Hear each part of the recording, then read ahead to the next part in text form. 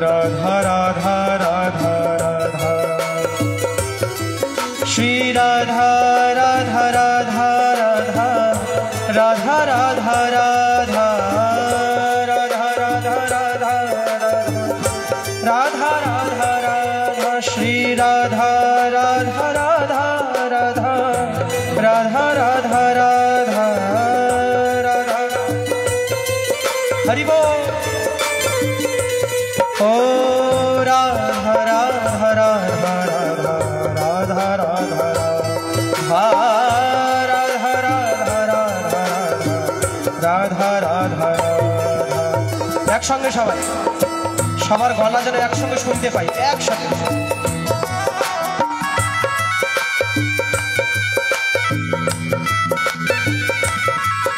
एकसाथे श्री राधा राधा राधा राधा राधा राधा राधा राधा राधा राधा ओ श्री राधा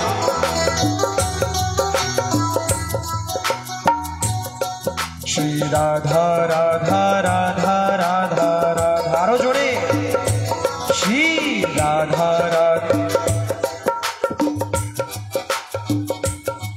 श्री राधा राधा राधा राधा राधा आबार श्री राधा राधा राधा राधा राधा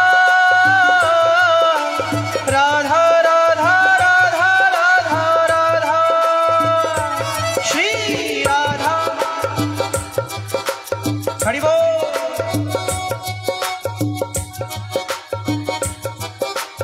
आरेक बार ओ श्री राधा राधा राधा राधा राधा राधा राधा राधा राधा राधा श्री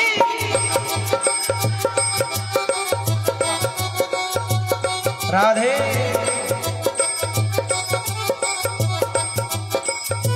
ओ श्री राधा राधा राधा राधा राधा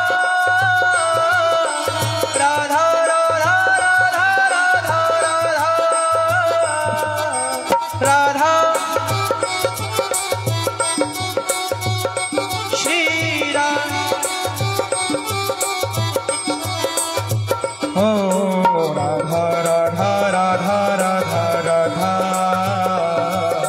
राधा राधा राधा राधा राधा श्री राधा राधा राधा राधा राधा राधा राधा राधा राधा राधा श्री राधा राधा राधा राधा राधा राधा राधा राधा राधा राधा श्री राधा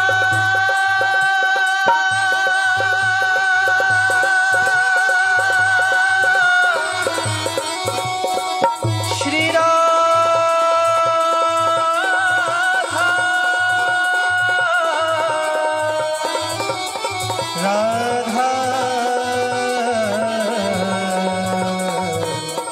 श्री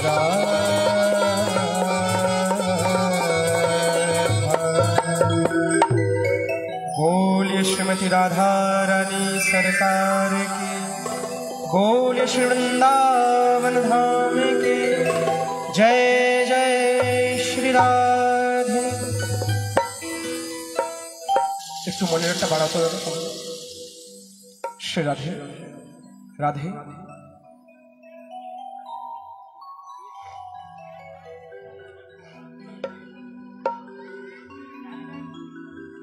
शारबागरी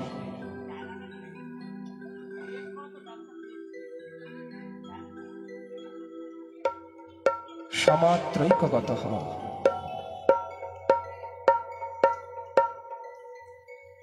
परमो आराध्यो परम करुणो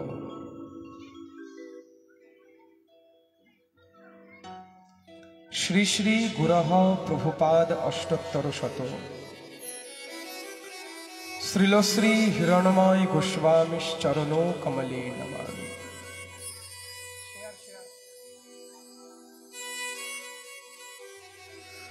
ततः अखिल रसामृत सिंधु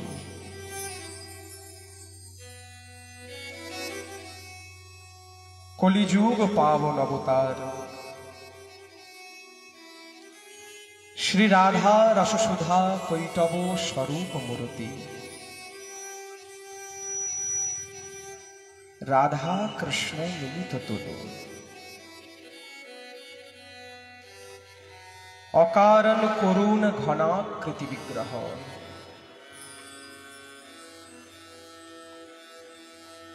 শচী সুত জগন্নাথ নন্দন নদিয়া নটবর নবদ্বীপ বিহারী গম্ভীরার গুপ্তধন ভগবান শ্রীকৃষ্ণ চৈতন্য মহাপ্রভুস্য অতি প্রিয় প্রাতঃস্মরণীয় পূজ্যপাদ অষ্টোত্তর শত শ্রীলশ্রী বিনোদ বিহারী দাস বাবাজি মহারাজস্য চরণো কমলে নমামি।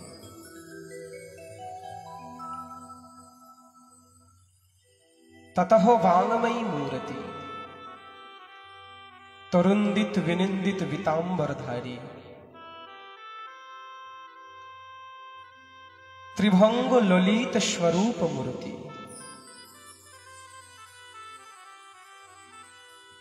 ब्रजेंद्र नंदन भगवान श्री बालकृष्ण लालेर वाङ्मयी प्रतिमूर्ति तथा श्रीमद् भागवत महापुराण जार कृपारूपी छत्र छायाय अत्र देवीगढ़ मध्यमग्राम अंचलबासी आमरा सकलेई समवेत हयेछि। आज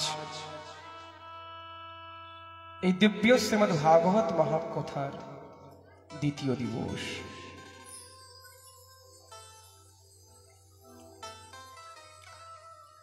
उपस्थित समस्त विप्रवृंद साधुवृंद सन्तवृंद मंचे उपस्थित समस्त संगीताचार्यवृंद पैंडले उपस्थित समस्त भक्त पदरज प्रार्थी बाबादेर कोटि दंडवत प्रणाम एवं उपस्थित भक्तिमती स्नेहमती ममतामयी मातृशक्तिर चरणे कोटि दंडवत प्रणाम। एछाड़ा सूक्ष्म शरीरे उपस्थित समस्त ऋषि महिषी योग ऋषि महात्मा साधु महंतगणेर श्री चरण कमले व्यासपीठ थेके कोटि कोटि दंडवत प्रणाम एवं सर्वपश्चाते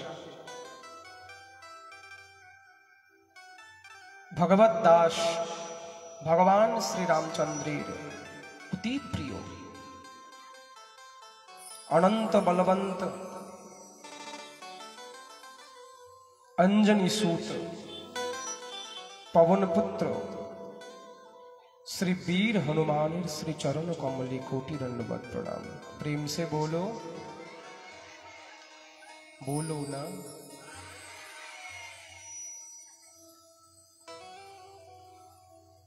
आज এই दिव्य महती कथार द्वितीय दिवस। गतकाल आमरा किंचित श्रीमद् भागवत महापुराणेर माहात्म्य आस्वादन करेছিলাম যে কি এই भागवत বা এই भागवत महिमामृत বা কথামৃত শ্রবণ করলে জীবের কি গতি হয়।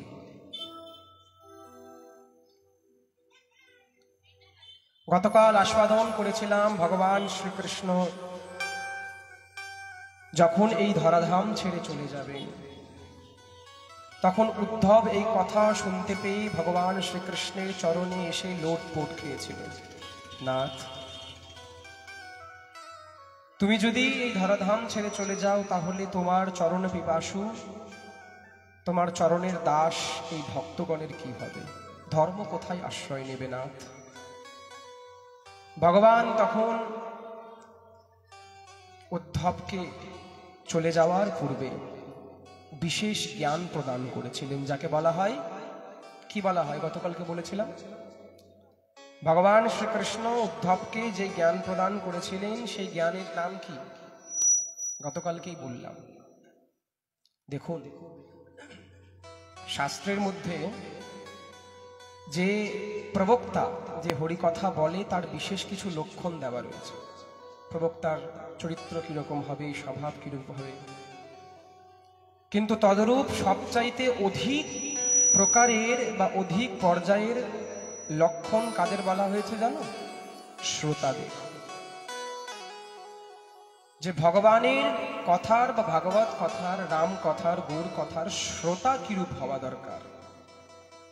আমাদের শাস্ত্রে শ্রোতার প্রচুর মাহাত্ম্য, কারণ জগতে কেউ শুনতে চায় না, সবাই বলতে চায়। এই জগতে কি কেউ কারো শুনতে চায় যে আমি কেন শুনবো তোমার কথা, বলবো খালি? এই জগতে শ্রোতা হওয়া হচ্ছে খুব কঠিন। ভগবান শ্রীকৃষ্ণ কুরুক্ষেত্রের যে যুদ্ধের মধ্যে গীতা বলেছিল না, শ্রীমদ ভাগবত গীতা ভগবান শ্রীকৃষ্ণের মুখ থেকে বেরিয়েছিল, প্রকট হয়েছিল। জানো তো সবাই? গীতা কে বলেছিল? গীতার শ্লোক কার মুখ থেকে প্রকট হয়েছে বলো? বল ভাইয়া, ভগবান শ্রীকৃষ্ণের মুখ থেকে। তো ভগবান শ্রীকৃষ্ণ গীতার কয়টি শ্লোক? গীতার মধ্যে কয়খানা শ্লোক রয়েছে? 700টি শ্লোক, 18টি অধ্যায়। তো ভগবান শ্রীকৃষ্ণ এই 700 শ্লোক কিভাবে বলতে পেরেছে জানো? আজকে অর্জুন একভাবে তা শ্রবণ করেছে, তাই জন্য ভগবান 700টি শ্লোক বলতে পেরেছে। এক কান দিয়ে হরিকথা শ্রবণ করি, কৃষ্ণ নাম শ্রবণ করি, এক কান দিয়ে বেরিয়ে যায়। তাই জন্য আপনি এত সুন্দর রাধারানীর চরিত্র বলছেন, রাধারানীর কথা বলছেন, তাই কানটাকে উপর করে শুনছেন, যাতে কর্ণেন্দ্রিয়ের দ্বারা প্রবেশ হয়, যেন এই কান দিয়ে বেরিয়ে না যায়, যেন সোজা কান থেকে ঢুকে গিয়ে হৃদয়ের মধ্যে প্রবেশ করে। প্রেম সে বলো না, এ কথা শোনার কথা নয়, এ কথা শ্রবণের কথা। শোনা আর শ্রবণে প্রচুর তফাৎ, বলেছিলাম না? আমরা কান দিয়ে শুনি কিন্তু হৃদয় দিয়ে শ্রবণ করি। গোপীরা শুনেছিল, সুরদাস শ্রবণ করেছিল,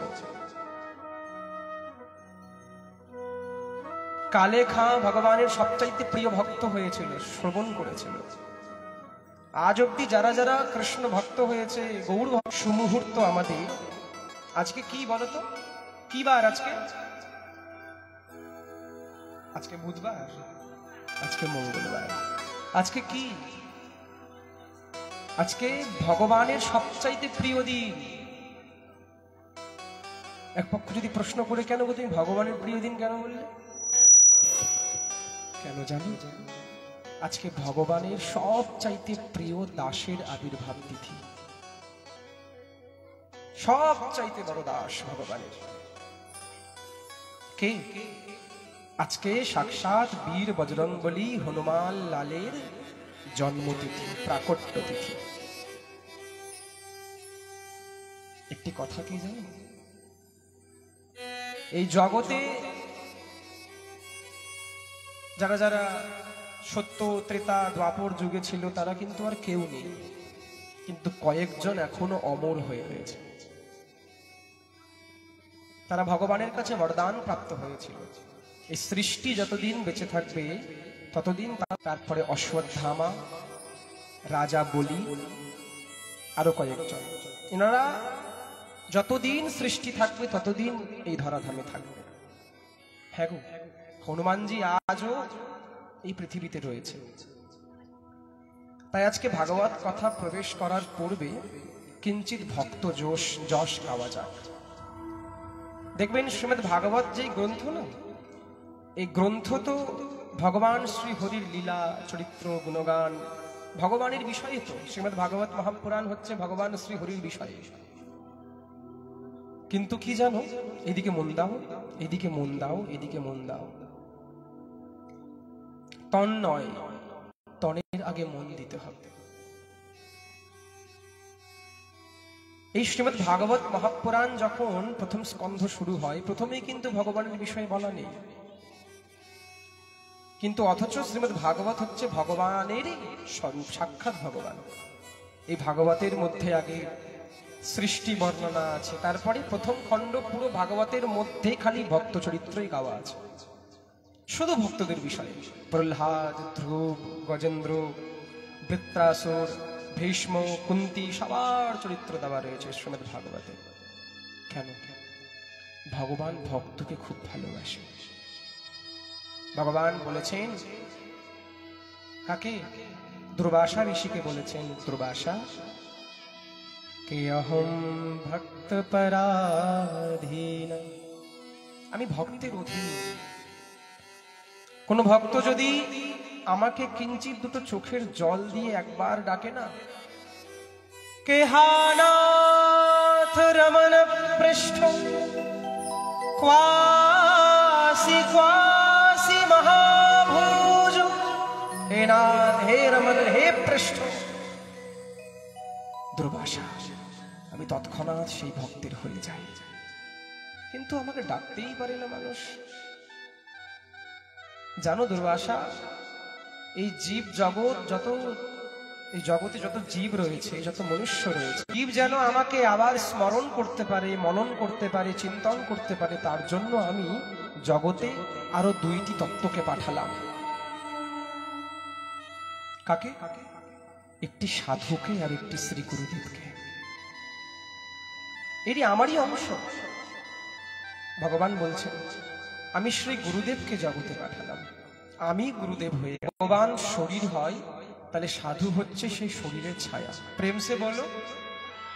হ্যাঁ গো, একটি কথা মনে রেখো, জীবনে কোনোদিন যদি কোনো সাধুকে দেখে যদি এরকম মনে হয় যে তুমি কোথাও দর্শন করতে গেছো, কোনোদিন কোনো সাধুকে দর্শন করলে, এবং সেই সাধুকে দেখবার মাত্রই যেন মনে হচ্ছে আমি সব কিছু লুটিয়ে দিই সেই সাধুর চরণে, সাধুকে দেখে যদি হৃদয় গদগদ হয়ে যায়, কোনোদিন যদি সাধুকে দর্শন করে ভগবানের কথা মনে পড়ে, তাহলে ভাববে ভগবান খুব কাছে রয়েছে তোমার। হ্যাঁ গো, ভগবান কি বলে? কোন ভক্ত যদি বলে যে ভগবান আমি তোমাকে খুব ভালোবাসি, আমি খুশি হই, কিন্তু কোন ভক্ত যদি বলে নাথ আমি তোমারই অনুগামী, সাধুদেরকে খুব ভালোবাসি, বৈষ্ণবকে খুব ভালোবাসি, সন্তকে খুব ভালোবাসি, জানো আমি সেই ভক্তের দ্বারের মধ্যে দ্বারপাল হয়ে দাঁড়িয়ে থাকি। ভগবান বলে अपने मान टलते देखा, टले तो टले पर भगतन के मान न टलते देखा। ভগবান নিজের মানকেও হারিয়ে দিল, কিন্তু ভক্তের মানকে কখনো টলতে দিল না। কেন? কুরুক্ষেত্রে যখন যুদ্ধ লাগলো, তখন ভীষ্ম পিতামহ শপথ নিয়ে বসলেন। ভগবান বললেন যে অর্জুন, হে পার্থ, এই সমস্ত যুদ্ধের মধ্যে কিন্তু আমি থাকবো তোমাদের সাথে, কিন্তু হাতে একটি অস্ত্র তুলব না, নিহস্ত্রা থাকবো আমি। তারা হাতের মধ্যে 9 অক্ষয়ণী সেনা রয়েছে, আর আমি একা তোমাদের সাথে। হেরে যাবে, যদি হেরে যাবে তাহলে কি হবে? আহা, ভক্ত যদি হতে হয় তাহলে অর্জুনের মতো হও। অর্জুন কি বললেন জানো? নাথ, হয়তো কৌরব তোমার অক্ষয়ণী সেনা নিয়ে জিতে যাবে, ঠিক আমরা হেরে যাব, কিন্তু নাথ তারা হয়তো তোমাকে না নিয়ে জিতে যাবে, কিন্তু তাও তারা হেরে যাবে। যদি আমি তোমাকে নিয়ে হেরে যাই তবুও আমি জিতে যাব। প্রেম সে বলো। হ্যাঁ গো, এই জগতে যদি কারো সংসারে, কারো জীবনে কোনো অর্থ থাক বা না থাক, খুব গরিব, দিন আনে দিন খায়, কিছু নেই, কিন্তু হরিনামের জপের মালাটা আছে, জানবে তুমি সবচাইতে বড় ধনী এই জগতে। কেউ যদি ভাবে আমার কাছে অর্থ নেই, আমার আত্মীয় নেই, পরিজন নেই, বেশি টাকা পয়সা নেই, বাড়ি নেই, ঘর নেই, সেগুলো কোনো ব্যাপার না। শুধু ভাববে যে কণ্ঠে তুলসীর মালা, ললাটে তিলকটা রয়েছে, তো ব্যাস, গর্ব নিয়ে চলবে সবসময়। কখনো ভাববে না যে আমি গরিব, আমি খুবই দরিদ্র। না, আরে জগন্নাথ জগৎপতির দাস তুমি, এর চাইতে বড় কিছু রয়েছে নাকি? রামদাস বাবাজি মহারাজ বলছেন, ওই শোনো জগৎবাসী, কখনো গর্ব করতে হবে না। গর্ব করে কি হবে? আমার অর্থ আছে, টাকা আছে, বাড়ি আছে, সোনা আছে, ওই সব গর্ব গর্ব নাকি? বুক ফুলিয়ে বলো আমি নিতাই পদদাস। বুক ফুলিয়ে বলো, আমি শ্রী গুরুদেব চাইতে প্রিয় দাসকে জানো? অনন্ত বলবন্ত হনুমান চন্দ্র। আজকে কিঞ্চিত হনুমানের প্রসঙ্গ আলোচনা করব।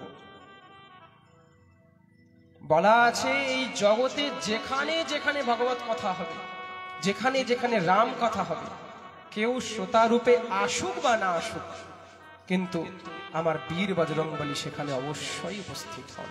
আর বসেন কোথায় উনি? উনি কখন আসেন? কখন আসেন জানো? উনি সবচাইতে প্রথমে, শ্রোতৃমণ্ডলের সবচাইতে প্রথমে উনি আসেন। আর যাই কখন? শ্রোতৃমণ্ডলের সবচাইতে শেষে উনি যান, হনুমান। আর বসেন কোথায়? আমরা অনেক সময় যুদ্ধ করি, আমি আগে আসবো, আমি আগে বসবো, কালকে তো আমি এখানে বসেছিলাম, আগে বসবো। কিন্তু বজরংবলী কোথায় বসে জানো? বজরংবলী শ্রোতাদের সব চাইতে পিছনে গিয়ে বসে। হ্যাঁ গো, সত্য ঘটনাও আছে এর মধ্যে। সাক্ষাৎ হনুমানজি যে প্রকট হয়, এর পিছনে সত্য ঘটনা আছে। পরিকথায় সবচাইতে পিছনে। একজন প্রশ্ন করে, আসলাম, রাত হয়ে যাচ্ছে, আমার মনটা ওইদিকে চলে যায়, তাই জন্য আমি ভিড় থেকে একদম কেটে গিয়ে সবচাইতে শেষে বসি। কেন? আমি কথা শুনতে খুব ভালোবাসি। আর একজন বলে, আর কোন কারণ? কেন জানো? আমি সবচাইতে পেছনে কেন বসি? যখন শ্রোতৃমণ্ডলী প্রবেশ করে প্যান্ডেল দিয়ে, নিশ্চয়ই তাদের চরণ পাদুকা সেখানে রেখে দেয়। আমি সেই ভক্তদের চরণ পাদুকা যেখানে রাখা থাকে সেটাকে আসন করে বসে পড়ি। বলে কেন? কারণ ভক্তদের হৃদয়ে তো ভগবান বসে, তাই ভক্তর চরণে যদি আমি, চরণে বসার তো আমার সৌভাগ্য হয় না, তাই ভক্তের চরণ পাদুকায় যদি আসন বানিয়ে বসি, তাহলে ভগবান অবশ্যই আমার হৃদয়ে এসে বসবে। প্রেম সে বলুন, এই হচ্ছে বীর বজরংবলী। থাকেন তাহলে হচ্ছেন বীর বজরংবলী হনুমান লাল। अतुलित बलधामं हेमशैलावदेहं तनुजवन कृशानुं ज्ञानिनामग्रगण्यं सकलगुणानिधानं वानराणामधीशं रघुप्रिय भक्तं পাত জাতং নমা। এটি হচ্ছেন হনুমানজির প্রণাম মন্ত্র। কি বললেন? অতুলিত বলধামং, অতুলিত বল উনার ভুজার মধ্যে। যদি বলি, আচ্ছা হনুমানজির কি শুধু হস্তের মধ্যেই, ভুজার মধ্যেই বলেন না, বিরাট বড় সভা লেগেছিল ভান্ডারা, সাধুদের প্রসাদ পাওয়ানোর জন্য। ভান্ডারা কে দিচ্ছিল? ভগবান শ্রীরামচন্দ্র। রাম, লক্ষ্মণ, ভরত, শত্রুঘ্ন, চার ভাই সমস্ত সাধুদেরকে সেবা করাচ্ছিল। মন দিয়ে শোনো। তো এবার লাইন ধরে সারি সারি সমস্ত ঋষি, মহিষী, যোগীর্ষিরা বসেছেন। ঋষি ভরদ্বাজ, ঋষি গৌতম, ঋষি বশিষ্ঠ, ঋষি পাণিনি, সবাই বিরাট বীরবান ঋষিরা এসেছেন সেখানে। এবং সেই ঋষিদের দলে কে বসেছেন জানো? ঋষি দুর্বাসা। এই দুর্বাসা এমন এক ঋষি, এইদিকে মন দাও কোনো কিছু। এই ঋষি দুর্বাসা এমন ঋষি ছিলেন যাকে দেখে দেবতারাও ভয় পেত। দুর্বাসাকে দেখে ভগবান অবধি ভয় পেত। কেন? অতি ক্রোধান্বিত ঋষি ছিলেন দুর্বাসা। কিঞ্চিত যদি কোথাও ভুল দেখতো না, সঙ্গে সঙ্গে গঙ্গা জল নিয়ে অভিশাপ দিয়ে দিত। এই দেবতাদেরকে অভিশাপ দিতে ছাড়তো না। হ্যাঁ, তো ঋষি দুর্বাসা কেন দুর্বাসা নাম হয়েছে? উনি নিজের জীবনে দুর্বা খেয়ে তপস্যা করেছেন, তাই জন্য ওর নাম দুর্বাসা। দুর্বা বুঝেন না? দুর্বা, দুব্বা যাকে বলি, দুব্বা শুধুমাত্র দুর্বা ভক্ষণ করে তপস্যা করেছেন, তাই জন্য ওনার নাম হচ্ছে দুর্বাসা। তাই দুর্বাসা ঋষি বসেছেন। এদিকে রামচন্দ্রের কনিষ্ঠ ভ্রাতা ভরত সমস্ত ঋষিদেরকে পারস দিচ্ছিলেন, প্রসাদ দেওয়া হবে। তো সবাই দিতে দিতে যখন দুর্বাসার সামনে এলো, উনি ভাবলেন যে হয়তো দুর্বাসাকে যদি আমি উঠিয়ে দিই, যদি রেগে যাই, যদি অভিশাপ দিয়ে দেয় আমাকে, থাক এখন পাত দিব না। আর মানুষ যদি কখনো সজাগ না থাকে, কখনো তাকে প্রসাদের পাত দিতে নাই। ঠিক আছে, তাহলে মহামণি যখন উঠবে তখন তাকে পাত দেব। ভয়ও রয়েছে, যদি জেগে যায়, যদি অপরাধ হয়ে যায়, আর খুব সহজে উনি রেগে যায়। তার পাশে যিনি বসেছিলেন উনি হঠাৎ করে এরকম করে কোহনি মারলেন, আরে মহারাজ আপনার অপমান হয়ে গেল। বলে কেন? দেখো সবাইকে পাত দিয়েছে, আপনাকে পাত দেয়নি।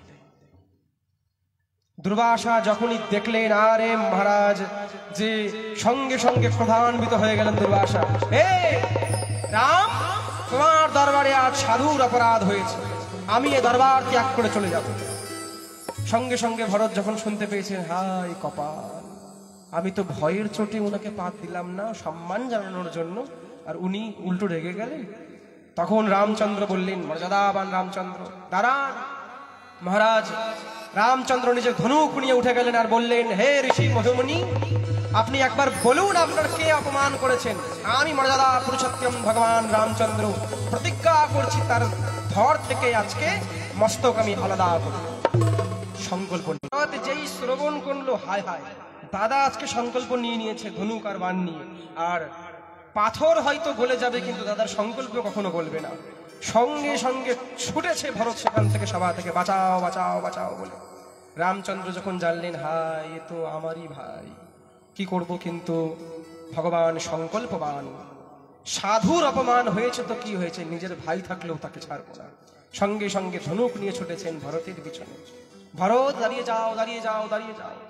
রামের বাণ যদি কারো দিকে নিক্ষেপ হয় তাহলে সাক্ষাৎ কারো ভগবান কেন, সাক্ষাৎ শঙ্কর ব্রহ্মা এনাদেরও কোনো সামর্থ্য নাই যে ভগবানের বাণকে থামিয়ে দেবে। গিয়ে সঙ্গে সঙ্গে ভরত ভাবছেন কোথায় যাব, রামের হাত থেকে, আরে বলে হনুমান তো ঠাকুর উপরে বসে রয়েছে। আরে কোথায় বসে রয়েছে হনুমান? দেখছে হনুমান উপরে বসে একটি গান করে যাচ্ছে, সীতারাম রাম রাম সীতারাম রাম রাম সীতারাম রাম রাম, ও सीताराम राम राम सीताराम राम राम सीता, हरि बोल। ओ सीताराम राम राम सीताराम राम राम सीता। ব্যাস হনুমানজি ওখানে বসে ভজন করছেন। ওখানে বসে হনুমানজি ভজন করছেন, সঙ্গে সঙ্গে ভরত কি চরণে পড়ে গেছেন, আরে বলবন্ত মহাপুরুষ, হে হনুমানজি রক্ষা করো রক্ষা করো রক্ষা করো। কি হয়েছে? ভরত দাদা, তোমাকে পিছনে তাড়া করছে এমন কে রয়েছে? এইদিকে হনুমানজি যাই দেখেছে, আরে আমার প্রভু রামচন্দ্রের ভাইকে মারবে এমন কে রয়েছে? তখন হনুমানজি উঠে গিয়ে শপথ নিয়ে বসলেন, সৌগন্ধ হ্যাঁ মুঝে প্রভু শ্রী রাম কি, যে তোমাকে আমি সৌগন্ধ করে বলছি, যদি আমার দেহ যতক্ষণ বেঁচে থাকবে তোমাকে কেউ কোনোদিন হত্যা করতে পারবে না। আমি নিজের রামচন্দ্রের চরণের সৌগন্ধ নিয়ে বললাম। হনুমান তো আর জানে না সাক্ষাৎ শ্রী রামচন্দ্রই দৌড়াচ্ছে তার পিছনে। হায় হায়, যখন বাণ ধনুষ নিয়ে যখন এসেছেন তখন হনুমানজি বলছেন, আরে বেটা তো মেরে সে চালাকি করে লিয়া, এবার কি হবে? ভরত গিয়ে হনুমানের পিছনে লুকিয়ে রয়েছে। হনুমানজি বলছে, একটু দাঁড়াও, আমি আর একটু কাজ সেরে আসি। বলে কি কাজ রয়েছে তোমার এখন? সামনে আমাকে দাদা মারতে এসেছে, মৃত্যুদণ্ড দিয়ে দেবে আমাকে, আর তুমি কোন কাজে যাবে? বলে আমার একটু কিঞ্চিত বাকি থেকে গেছে। বলে কি বাকি থেকে গেছে? সঙ্গে সঙ্গে আসনে বসেছেন, আবার শুরু করেছেন, সীতারাম রাম রাম সীতারাম রাম রাম সীতা, সীতারাম রাম রাম সীতারাম রাম রাম সীতা। এখানে কিসের পরিচয় পাওয়া যায় জানো? হনুমানজি এখানে পরিচয় দিলেন, যতই বড় মহত্বপূর্ণ কার্য থাকুক না কেন, আমার ভজন যেন নিত্যদিনে কখনো না ছুটে যায়। তাই জন্য ভ্রাতা ভরত এসে যখন সাহায্য চাইলেন তখন ভরতকেও বললেন, একটু দাঁড়িয়ে যাও, আমার ভজন নিত্য নৈমিত্তিক ভজন এখনো বাকি রয়েছে। পুনরায় গিয়ে উনি আসনে বসে পড়লেন, আর মগ্ন অবস্থায় গিয়ে সীতারাম রাম রাম সীতারাম রাম রাম সীতা, ओ सीताराम राम राम सीताराम राम राम सीता। দুই হাত উঠান সবাই, দুই হাত উঠুন। আমার কি অনুভব হচ্ছে জানো? এই ভজনটি হচ্ছে ঠিক যেন হনুমানজি ওখানে নৃত্য করছে। सीताराम राम राम सीताराम राम राम। প্রণাম। হনুমান, তুমি আমার মার্গে দাঁড়িয়ে আছো কেন? বলে, নাথ, এমন এমন ঘটেছে, আমি তো আপনারই চরণের সৌগন্ধ নিয়ে নিয়েছি, আপনারই চরণের শপথ নিয়ে নিয়েছি যে যেন ভরতকে আজকে কেউ হত্যা না করতে পারে। কি করব প্রভু বলো? হনুমান, তুমি ভালো করেই জানো আমি মর্যাদা দিয়ে সবসময় পরিমার্জিত থাকি। জগৎ মিথ্যা হয়ে যেতে পারে, ব্রহ্ম মিথ্যা হয়ে যেতে পারে, সবার বাণী মিথ্যা হয়ে যেতে পারে, কিন্তু আমার বাণী কখনো মিথ্যা হয় না। হনুমান, আমি তো সংকল্প নিয়েছি যে আজকে ভরতের বধ করে দেব, কারণ ওর দ্বারা সাধুর অপরাধ হয়েছে। শোনো একটি কথা, সবসময় একটি কথা ধ্যান রাখবে, সব সময় একটি কথাকে হৃদয়ে জাগৃত করে রাখবে। অন্য কোনো পাপ হয়ে যাচ্ছে, হয়ে যাক, ঠিক আছে, তা ভগবানের বা গুরুদেবের কৃপায় চলে যাবে, কিন্তু ভুল বশতেও স্বপ্নতেও কখনো কোনো সাধু মহাত্মা বা বৈষ্ণবের চরণে যেন অপরাধ না হয়ে যায়। খুব সাবধান। গতকালকেই বললাম না, বৈষ্ণব অপরাধ, সাধু অপরাধ এমন অপরাধ যা ভক্তি লতা বৃক্ষকে উপচিয়ে একদম হৃদয় থেকে ফেলে দেয়। খুব সাবধান, কারণ যখন তোমার অন্য অপরাধ হবে, তুমি যদি ভগবানের কাছে যাও, ভগবান তোমাকে ক্ষমা করে দেবে।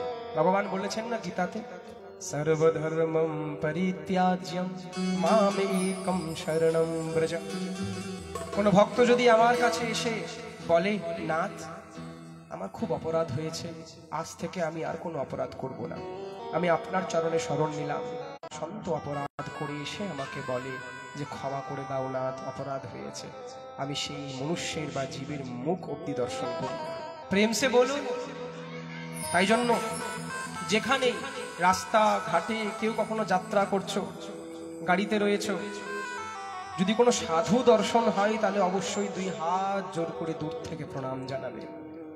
কোনো সন্ত, কোনো বৈষ্ণব যদি দর্শন হয়, রাস্তায় চলতে, খাইতে, উঠতে, বুঝতে, কোথাও যদি বৈষ্ণব দর্শন হয় বা ভগবানের কোনো প্রিয়জন যদি দেখতে পাও, দূর থেকে ভগবানকে প্রণাম না করলেও চলবে, আগে ভগবানের ভক্তকে প্রণাম করতে হবে। প্রেম সে বলো না। হ্যাঁ গো, আমাদের মহন্ত ব্রজের সাধু চরণ রস সেবক, ওনার মতো আজ অব্দি সাধু সেবায় কেউ পারদর্শিতা হতে পারেন নাই, যতটা আমার জ্ঞান রয়েছে। আমাদের মহন্ত শ্রী শ্রী মুরারি বাবা, বাবাজি মহারাজ, এত সুন্দর সব সাধু সেবায় লাগে, সব কিছু। আর আমার নিজের চোখে দেখা, পুরীতে ওনার টোটা গোপীনাথের ওখানে ভান্ডারা লাগতো, এখনো লাগে প্রতি বছর। এরকম সাধু সেবা আজ অব্দি জগতে কেউ করেন নাই। যত সাধু বসেছেন সবাইকে উনি নিজে মহামণ্ডলেশ্বর, বৃন্দাবনের কুম্ভের হচ্ছে উনি মহামণ্ডলেশ্বর, চার সম্প্রদায়ের। কখনো এই ভাব ছিল না যে আমার সেবকরা তো করছে, আমার শিষ্যরা তো সেবা করছে, করুক, আমি বসে থাকি। নিজে গিয়ে গিয়ে একটি একটি ভক্তের পাতের দিকে তাকিয়ে থাকতো আর বলতো, এই এটাকে ওনাকে ওটা দে, ওনাকে ওটা দে, ওনাকে ওটা দে। এত সুন্দর সাধু সেবা। একবার কেশিঘাটে বৃন্দাবনে ভোগ লেগেছিল, ভোগ লাগেনি, রসই হচ্ছিল, তখন সময় অধিক, প্রায় 1টা বেজে গেছে, কিন্তু ভোগ লাগেনি ভগবানের। উনি কি বললেন জানো? শোন, কত কত সাধুরা বাইরে অপেক্ষা করছে দেখছিস, কেন যায়? নিজেকে পরিমার্জিত করতে, তীর্থে স্নান করি নিজেকে শুদ্ধ করার জন্য। তা আমাদের এত এত পাপ তীর্থ ধারণ করে। তীর্থের পাপ কে ধারণ করে? কে ধারণ করে জানো? সাধু। সাধু যখন তীর্থে যায়, সাধু যখন তীর্থের গঙ্গার মধ্যে, তীর্থের নদীর মধ্যে স্নান করে, তখন সমস্ত তীর্থের ভাবকে হরণ করে নেয়, সমস্ত তীর্থের পাপকে হরণ করে নেয়। তাই জন্য সাধুকে বলা হয় তীর্থঙ্কর। প্রেম সে বলো না। তাই জগতে ভগবানকেও যদি একদিকে মন্দির থাকে, এমন পথ দিয়ে হাঁটছেন, একদিকে সাধু হেঁটে যাচ্ছে, একদিকে মন্দির রয়েছে, শোনো একটি কথা, মন্দিরকে পরে প্রণাম করো, আগে সাধুকে প্রণাম করো। প্রেম সে বলো। আগে বৈষ্ণবকে প্রণাম করবে। কেন জানো? কারণ সাধু যে ভগবানের মন্দির তো বিগ্রহ রূপে বসে রয়েছে, আর সাধু নিজের হৃদয়ের মধ্যে সাক্ষাৎ চলন্ত বিগ্রহকে নিয়ে বেড়ায়। প্রেম সে বলো। সাক্ষাৎ চলন্ত ভগবানকে, হৃদয়স্থ ভগবান। আমি তো আপনার সৌগন্ধ নিয়ে নিয়েছি, শপথ নিয়েছি, ভরত ভাই দাদাকে আজকে মারতে পারবে না। হনুমান, ও সাধু অপরাধ করেছে। তুমি যদি না সরো সামনে থেকে, তাহলে আমি কিন্তু আমার মর্যাদা দিয়ে বন্ধিত, আমি তোমার উপরেও বাণ চালাতে বাধ্য হব। নাথ, আমার তো পরম সৌভাগ্য, যদি একা থেকে মৃত্যু যদি আমার হয় বা অন্যান্য হাত থেকে যদি মৃত্যু হয়, কোথায় যাব, কোন জনি যাব, কোথায় কি প্রাপ্ত হবে নাথ আমি জানি না, কিন্তু তোমার হাতে যদি মরতে পারি না প্রভু, কোথায় যাব জানি না, কিন্তু তোমার চরণ নিত্য ধামে আমার বাস হবে, এইটুকু আমি গ্যারেন্টি। নাথ, আরেকটি কথা বলবো। বলে কি হনুমান? কেন হনুমান শ্রেষ্ঠ দাস? দেখো নাথ, যদি তোমার হাতে মৃত্যু হয়েও যদি আমার নরকেও বাস হতে হয়, তবুও আমি নিজেকে সৌভাগ্য মনে করব।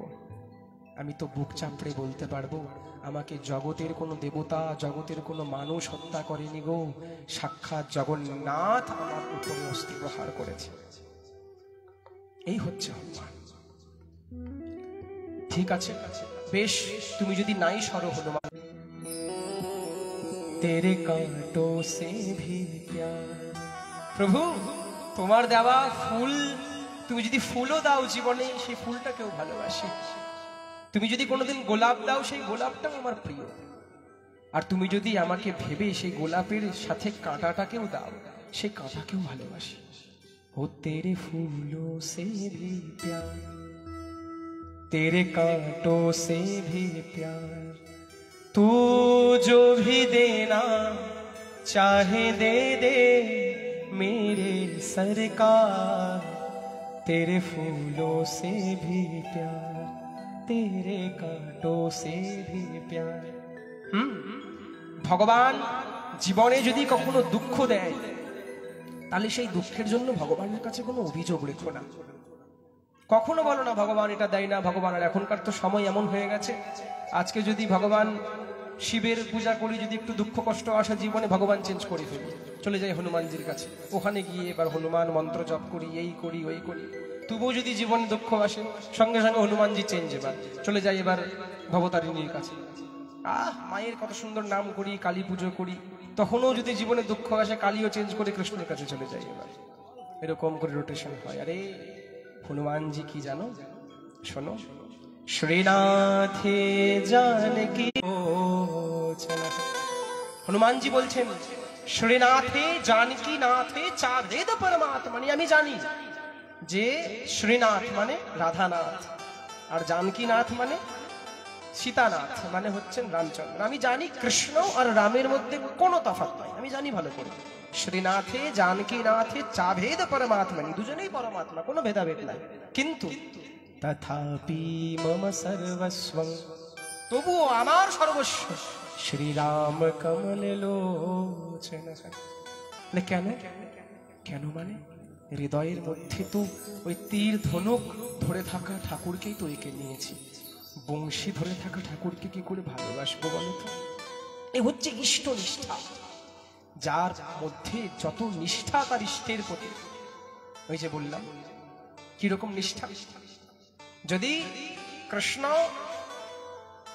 সুদামাকে চরণধৌত করছে, বসে নিজে নিজে বসেছেন এবং নিজের রাজ সিংহাসনে সেবা করে যদি আমার কৃষ্ণের মঙ্গল হয়ে যায়, তাহলে আমার কৃষ্ণের মঙ্গল হোক, আমার পাপ হোক, আমি পাপী হতে রাজি আছি, কিন্তু কৃষ্ণের মঙ্গল হোক। এই হচ্ছে ইষ্ট নিষ্ঠা। আমারই তো সে দুঃখটা, আচ্ছা কোন সন্তান যদি তার মাকে কষ্ট দেয়, দুঃখ দেয়, আমরা কি সন্তানকে ত্যাগ করে দিই? আমরা সন্তানকে ছেড়ে দিই? যা, কেন? আমারই তো। তদরূপ ভগবানের কাছে এই ভাবটি রাখো, নাথ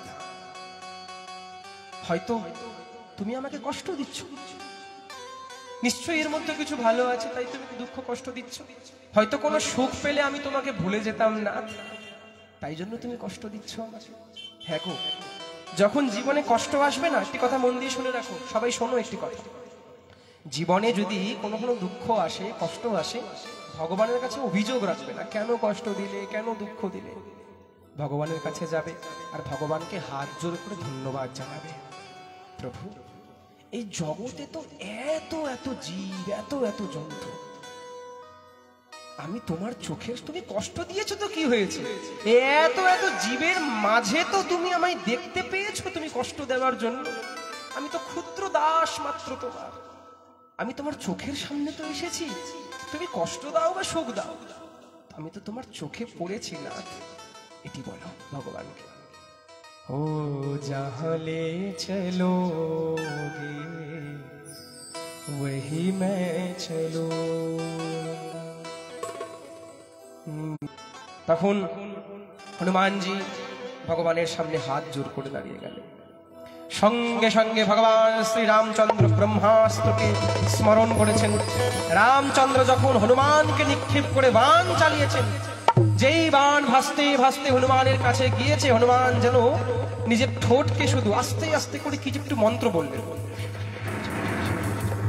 যেই শ্রী রামের বাণ হনুমানের কাছে গেছেন, মন্ত্রটা বলার মাঝেই সেই রাম বাণ হনুমানকে স্পর্শ করতে পারল না। সঙ্গে সঙ্গে বাণ সেখানে নিস্তেজ হয়ে পড়ে গেল। ভগবান শ্রী রামচন্দ্রের বাণ, যেই বাণকে থামানোর সামর্থ্য ত্রিজগতে কারো নাই, সে হনুমান এমন কোন মন্ত্র বলল যে রামের বাণ হনুমানকে স্পর্শ করতে পারল না? রামচন্দ্র আরো ক্রোধিত হয়ে গেলেন।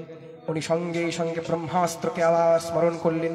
যেই ব্রহ্মাস্ত্রকে স্মরণ করেছেন ভগবান রামচন্দ্র আবার হনুমানের দিকে, সঙ্গে সঙ্গে হনুমানের দিকে নিক্ষেপ করেছে শ্রেষ্ঠ অস্ত্র নারায়ণ অস্ত্রকে কেউ বন্ধন করতে পারে না।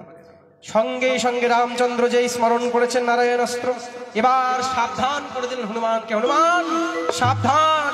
যেই সাবধান মন্ত্র করেছেন, ঠিক হনুমান শান্ত হয়ে মনে মনে যেন আবার কিছু স্মরণ করছেন। খালি ঠোঁটটা হিলছে, হনুমানের কিচ্ছু দেখা যাচ্ছে না, হাসি মুখ হয়ে নারায়ণ অস্ত্র ভাসতে ভাসতে ভাসতে ভাসতে ভাসতে ভাসতে গিয়ে এবার কি হলো জানো? হনুমানের গলার মধ্যে অস্ত্র বেঁকে গিয়ে মালা হয়ে ধারণ হয়ে গেল। প্রেম সে বলো না। রাম নিজের ধনুষকে রেখে দিলেন, নিচে নেমে আসলেন। হনুমান, কি ব্যাপার বলো তো? এই ত্রিজগতে কেন সমস্ত বিশ্ব ব্রহ্মাণ্ডের মধ্যে এত সামর্থ্য কারো মধ্যে নাই যে রাম বাণকে আটকে দিবে? তুমি এমন কি করলে? প্রভু, আমি তো আপনার চরণের দাস। আমার তেজ, আমার বল, আমার নাম, আমার খ্যাতি সব কিছু তো আপনার থেকে। আমাকে হনুমান মানুষ কম চেনে, আমাকে রাম দাস বলে সবাই চেনে। নাথ, আমি কিছু করিনি। বলে তুমি একটা কি মন্ত্র বলছিলে না? ও মনে মনে? হ্যাঁ, কি বলছিলে মনে মনে? শুনবি প্রভু কি বলছিলাম মনে মনে? বলে বলো। আপনি যেই বাণকে নিক্ষেপ করেছিলেন, আমি সঙ্গে সঙ্গে হাত জোর করি সীতারাম রাম রাম সীতারাম রাম রাম সীতারাম রাম রাম। ভগবান, আপনি যখন বাণকে নিক্ষেপ করলেন তখন আমি কারো শরণ নেইনি, আমি আপনার আর মা জানকীর নামের শরণ নিয়েছি। আমি কাউকে তারণ করে তাহলে সে ভগবানের কাছে যায়, আর ভগবান যদি কারো পিছনে থাকে তাহলে সে কোথায় যাবে? তাই জন্য আমি আপনার আর জানকী মায়ের নামকে স্মরণ করলাম আর মনে মনে গাইতে লাগলাম সীতারাম রাম রাম সীতা রাম রাম রাম সীতা রাম রাম রাম সীতারাম। ओ सीताराम राम राम सीताराम राम राम सीताराम राम राम। गाओ ना गो। सीताराम राम राम सीताराम राम राम सीता। एक साथे सीताराम राम राम सीताराम राम राम सीता। हरि बोल। ओ राम सिया राम सिया राम सिया राम राम सिया राम सिया राम सिया राम। गाओ गाओ। ओ राम सिया राम सिया राम सिया राम राम सिया राम सिया राम सिया राम। ओ राम सिया राम सिया राम सिया राम सिया राम सिया राम सिया राम सिया राम राम सिया राम सिया राम। ओ राम सिया राम सिया राम सिया राम सिया राम सिया राम सिया राम सिया राम। যেই হনুমানজি নৃত্য শুরু করেছেন হনুমানের সঙ্গে শুধু হনুমান আর কীর্তন করছেন না, এই নামের মধ্যে মগ্ন হয়ে সাক্ষাৎ ভগবান রাম রাম রাম সীতা রাম রাম রাম সীতা হরি বল। ও सीता राम राम राम सीता राम राम राम सीता, ओ सीता राम राम राम सीता राम राम राम सीता राम राम राम सीता, ओ सीता राम राम राम सीता राम राम राम। ভগবান শ্রী রামচন্দ্র গদগদ হয়ে তার দুই নয়ন অশ্রুতে ভরে গেল আর হনুমানকে হৃদয়ের মধ্যে লাগিয়ে নিলেন, জড়িয়ে নিলেন। আরে হনুমান, তুমি তো আমার থেকে বেশি চতুর গো, তাই জন্য তো বললেন অতুলিত বলে ধাম। আরে হনুমানজি শুধুমাত্র ভুজা বলে নয়, নাম বলে বলিবান। কার নাম বলে বলবান? সাক্ষাৎ ভগবানের নামের বলে সে বলবান। হেম শৌলাভ দেহং, হেম মানে পর্বত, মানে শ্বেত, উনার অঙ্গ হচ্ছে হেমবর্ণ। আর দনু জবন কৃষাণু জ্ঞানী নাম অগ্রগণ্যম, সমস্ত জ্ঞানীদের মধ্যে অগ্রগণ্য উনি, জ্ঞানী নাম অগ্রগণ্যম। সকল গুণা নিধানম, সমস্ত গুণের নিধান। अष्ट सिद्धि नौ निधि के दाता असबर दीन जानकी प्रिय भक्तं, সাক্ষাৎ রঘুপ্রিয় মানে ভগবান শ্রী রামচন্দ্রের সবচাইতে প্রিয় হচ্ছে হনুমান। বান জাতং নমান, বাত জাতং নমান মানে বাত মানে কি? বাতাস মানে পবন, জাত মানে হচ্ছে সুপুত্র, এই পবন পুত্রকে আমি নমন করি। এমন হচ্ছে হনুমান। আর কি জানো, একদিন মন দিয়ে শোনো, বনের মধ্যে যখন রাম লক্ষ্মণ বনবাসে ছিলেন তখন জানকী দেবী হরণ হয়ে গিয়েছিলেন রাবণের দ্বারা। এদিকে মন দাও, মন না দিলে কথা বেরিয়ে যাবে, শেষ বসাটাও একদম আর কোনো সামর্থ্য, কোনো সার্থক থাকবে না, নিষ্ফল হয়ে যাবে। যখন রামচন্দ্র আর ভ্রাতা লক্ষ্মণ বনবাসে ছিলেন, জানকী দেবী যখন হরণ হয়ে গেছিলেন রাবণের দ্বারা, সমস্ত বনের মধ্যে বিচরণ করছিলেন দুই ভাই দূর থেকে। তখনও কিন্তু হনুমানের সঙ্গে পরিচয় করে নিলেন। হনুমানজি একটি সাধুর, একটি ঋষির বেশ ধারণ করে আর সামনে চলে গেলেন। সামনে গিয়ে বলছেন, রূপ ধারণ করে এসেছে। আর রূপ ধারণ তো করেছে কার সামনে করেছে? সাক্ষাৎ ভগবানের সামনে রূপ ধারণ করেছে। আরে যতই সেজে যাও না কেন ভগবানের কাছে, ভগবান ঠিক তোমার আসল রূপটাই দেখতে পায়। তাই জন্য একটি কথা ভগবানের সামনে সবসময় বলো, আমি বলি এই কথা, নাথ আমি কখনো নিজেকে পরিবর্তন করতে পারবো না। এটি হচ্ছে প্রেমীদের হৃদয়ের কথা। প্রেমীরা বলে, নাথ আমি কখনো ছল কপট করে তোমার কাছে আসতে পারবো না, যে আমি হৃদয়ে আমি এইদিকে চোর কাজ করি আর যখন ভগবানের কাছে যাই তখন তিলক মালা মোটা মোটা তিলক লাগিয়ে নিয়ে সেজে চলে যাই। না না না না, এমন নয়। ভগবানকে বলো, নাথ আমি যেমনই আছি, আমি আমি যেমনই থাকি না কেন, আমি তো তোমার দাস। তুমি ঠিক আমার শুধুমাত্র ভালোটা নিয়ে ভালোবেসো না, তুমি আমার খারাপটাকেও ভালোবেসো। আমি যেমনটাই, কখনো ভগবানের কাছে রূপ পরিবর্তন করে যেও না, সেজে যেও না। তুমি যেমন কাছে যাবে, সাধু সঙ্গে যাবে, অনেকে থাকে এরকম, মোটা মোটা মালা পরে নেই, মোটা মোটা করে তিলক লাগিয়ে নেই, আজীবন 12 মাসে কোনো মালা তিলক পরে না। এমন দরকার নাই। হয়তো 4টা মানুষ তোমাকে দেখে প্রণাম করবে, কিন্তু যার উদ্দেশ্যে গেছো তুমি, সেই ভগবান তো সবকিছুই চেনে তুমি কে, তুমি কি। সেরকমই যাও, তুমি যেমন তুমি তেমন উপস্থিত হও ভগবানের সামনে। ভগবান কপটতা পছন্দ করে না। বাইরে এক, ভিতরে আর এক যদি থাকে, তাকেই তো কপট বলা হয়। ভগবান এই কপটতা পছন্দ করে না। তাই রামচন্দ্রের কাছে যখন গেলেন, রামচন্দ্র মনে মনে ভাবছে, আরে এ তো হনুমান রয়েছে, ঠিক আছে। ভগবান ভাবলেন যে আমার ভক্তই যখন নিজের পরিচয় আমার কাছে দিতে আসেন, দেয়নি নিজের পরিচয়। আমি कौवन है तू विचरण वन स्वामी, রামচরিত্র মানসে বলল তুলসীদাস গোস্বামী মহারাজ, কঠিন ভূমি কোমল পদগামী। হে রাজকুমার, তোমাদেরকে দেখে তো এত কোমল মনে হচ্ছে, এত নরম তোমাদের চরণ। কঠিন ভূমি কোমল পদগামী, কৌন है तू विचरण वन जामी। বনস্বামী, হে বনস্বামী, তুমি কে? তোমরা কারা? এই বনের মধ্যে বিচরণ করছো। ভূমি তো খুব কঠিন, পাথর রয়েছে, চরণে তো পাদুকাও নেই, খালি চরণে বিচরণ করছো, কারা তোমরা? রামচন্দ্র ভাবলেন, ভক্তই যখন নিজেকে আচ্ছাদন করে রেখেছে, হনুমান তো রূপ ধরে গিয়েছিল ভগবানের সামনে, ঠিক আছে তাহলে আমিও নিজের রূপ কেন বলবো? তখন ভগবান বললেন, আমরা হচ্ছি অযোধ্যাপুরীর রাজা দশরথের দুই পুত্র, আমি রাম আর এই হচ্ছে লক্ষ্মণ। এবার যেই বলেছেন মহারাজ যে আমি রাম এবং লক্ষ্মণ, যেই শুনেছেন হনুমান যে প্রভু সাক্ষাৎ সামনে, তো তাই বলছে, প্রভু পহচানি পরয়ো গই চরনা, সো সুখ উমাগা। রামচন্দ্র চরিত মানসের প্রবক্তা আর শ্রোতা হচ্ছে প্রচুর, অনেকজন, 3 জন রয়েছে। প্রথমে কে শুনিয়েছেন? সাক্ষাৎ ভোলেনাথ দেবী পার্বতীকে শ্রবণ করিয়েছেন। তাই বললেন, প্রভু পহচানি পরয়ুময়ী চরনা, সো সুখ উমা যায় নহি বরনা। এটি হচ্ছে রামায়ণের মূল সুর।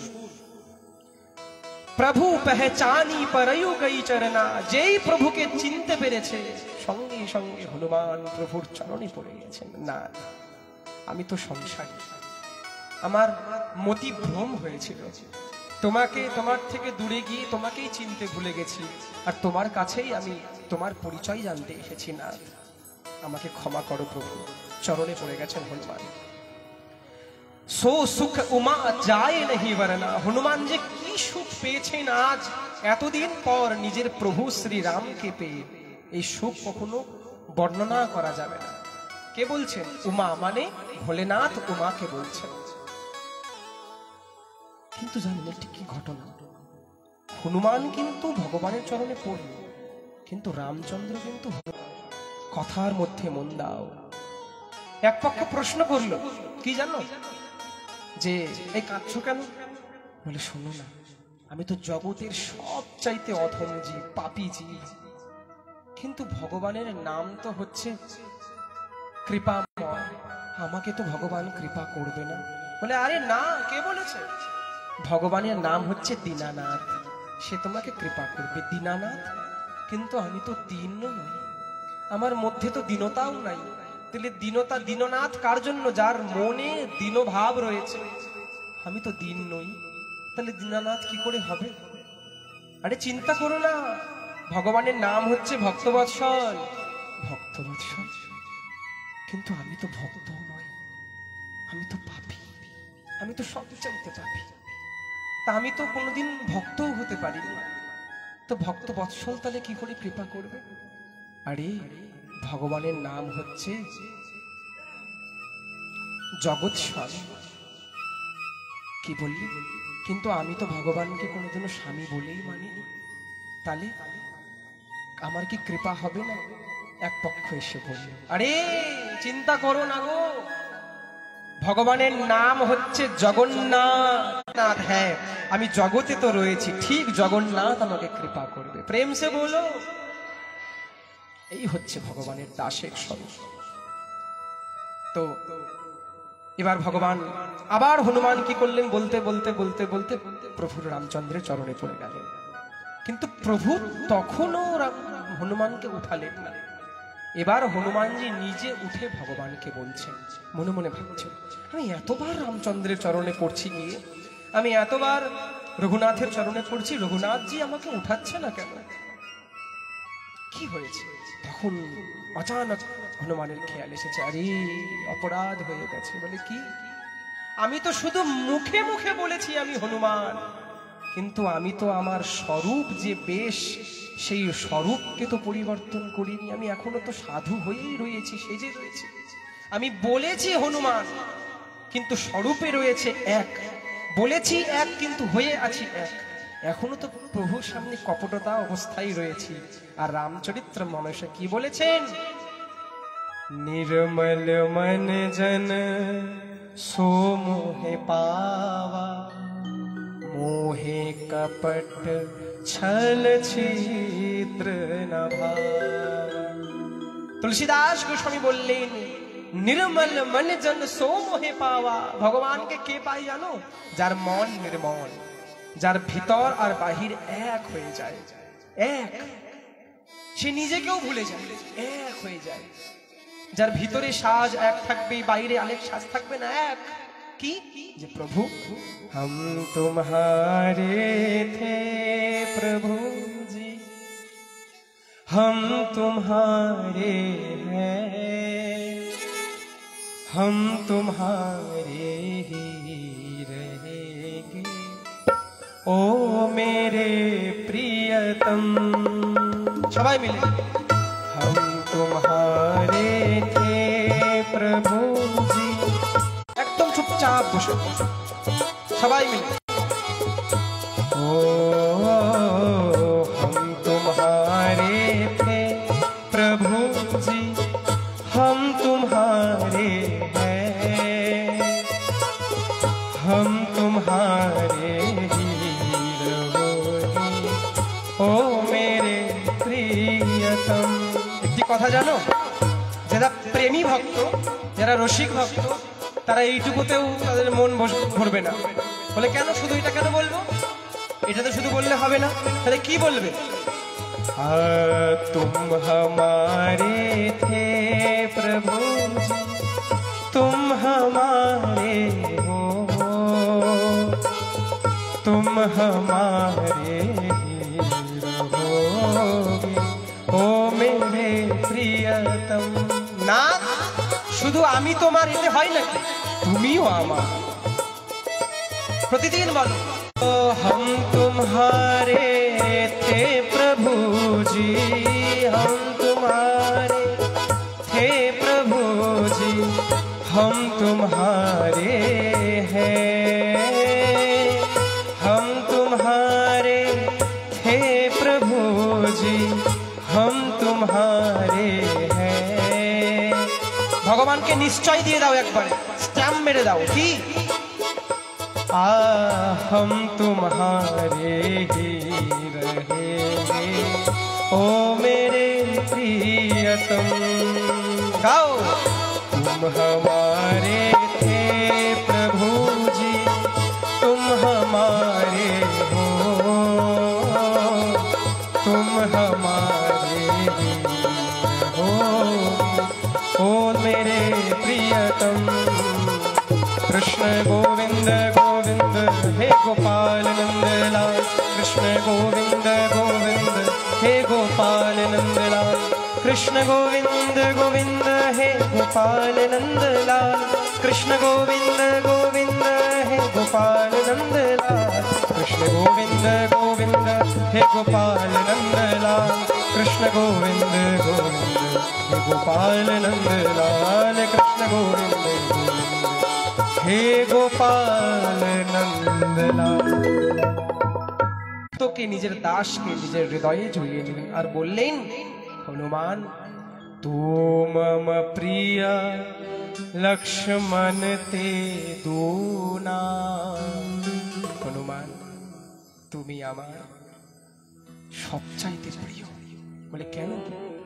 हनुमान आमार जे भाई लक्ष्मण, এই লক্ষ্মণ থেকেও তুমি দুগুণা প্রিয় হচ্ছ আমার। এত বড় স্থান দিয়েছে। তু তাও মম প্রিয় লক্ষ্মণ তে দুনা, তুমি দুগুণা প্রিয় হচ্ছ লক্ষ্মণের। শুধু লক্ষ্মণ নাই, আরে এতটা অবধি বলে দিলেন হনুমান চালিসাতে, তুম মম প্রিয় ভরত হি সম ভাই। দেখুন ভগবান শ্রী রামচন্দ্র কত বড় উচ্চতা আসন দিলেন হনুমানকে। তুম মম প্রিয় ভরত হি সম ভাই। তুমি সেনাদেরকে নিয়েছিলে। তখন একটি কথা মন দিয়ে শোনো, এদিকে মন দাও। এই কথাটা খুব দূরীভূত কথা। ভগবান সবাইকে চারিদিকে পাঠাচ্ছেন। সুগ্রীব সবাইকে চারটি দিকের মধ্যে সেনাদেরকে পাঠাচ্ছেন। নলকুবেরকে অন্যদিকে পাঠালেন, এবার অন্যান্য বানর সেনাকে অন্যদিকে পাঠালেন, এবার জাম্বুবান, হনুমান ইনাদেরকে পশ্চিম দিকে পাঠালেন। সবাইকে সবকিছু দিলেন, আশীর্বাদ দিলেন, অনেক কিছু দিলেন সবাইকে রামচন্দ্র, যে যাও সীতাকে খুঁজে আসো। কিন্তু জানো, রাম বসেছিলেন আর হনুমানকে দূর থেকে ডেকে রাখলেন, হনুমান শোনো। হ্যাঁ প্রভু।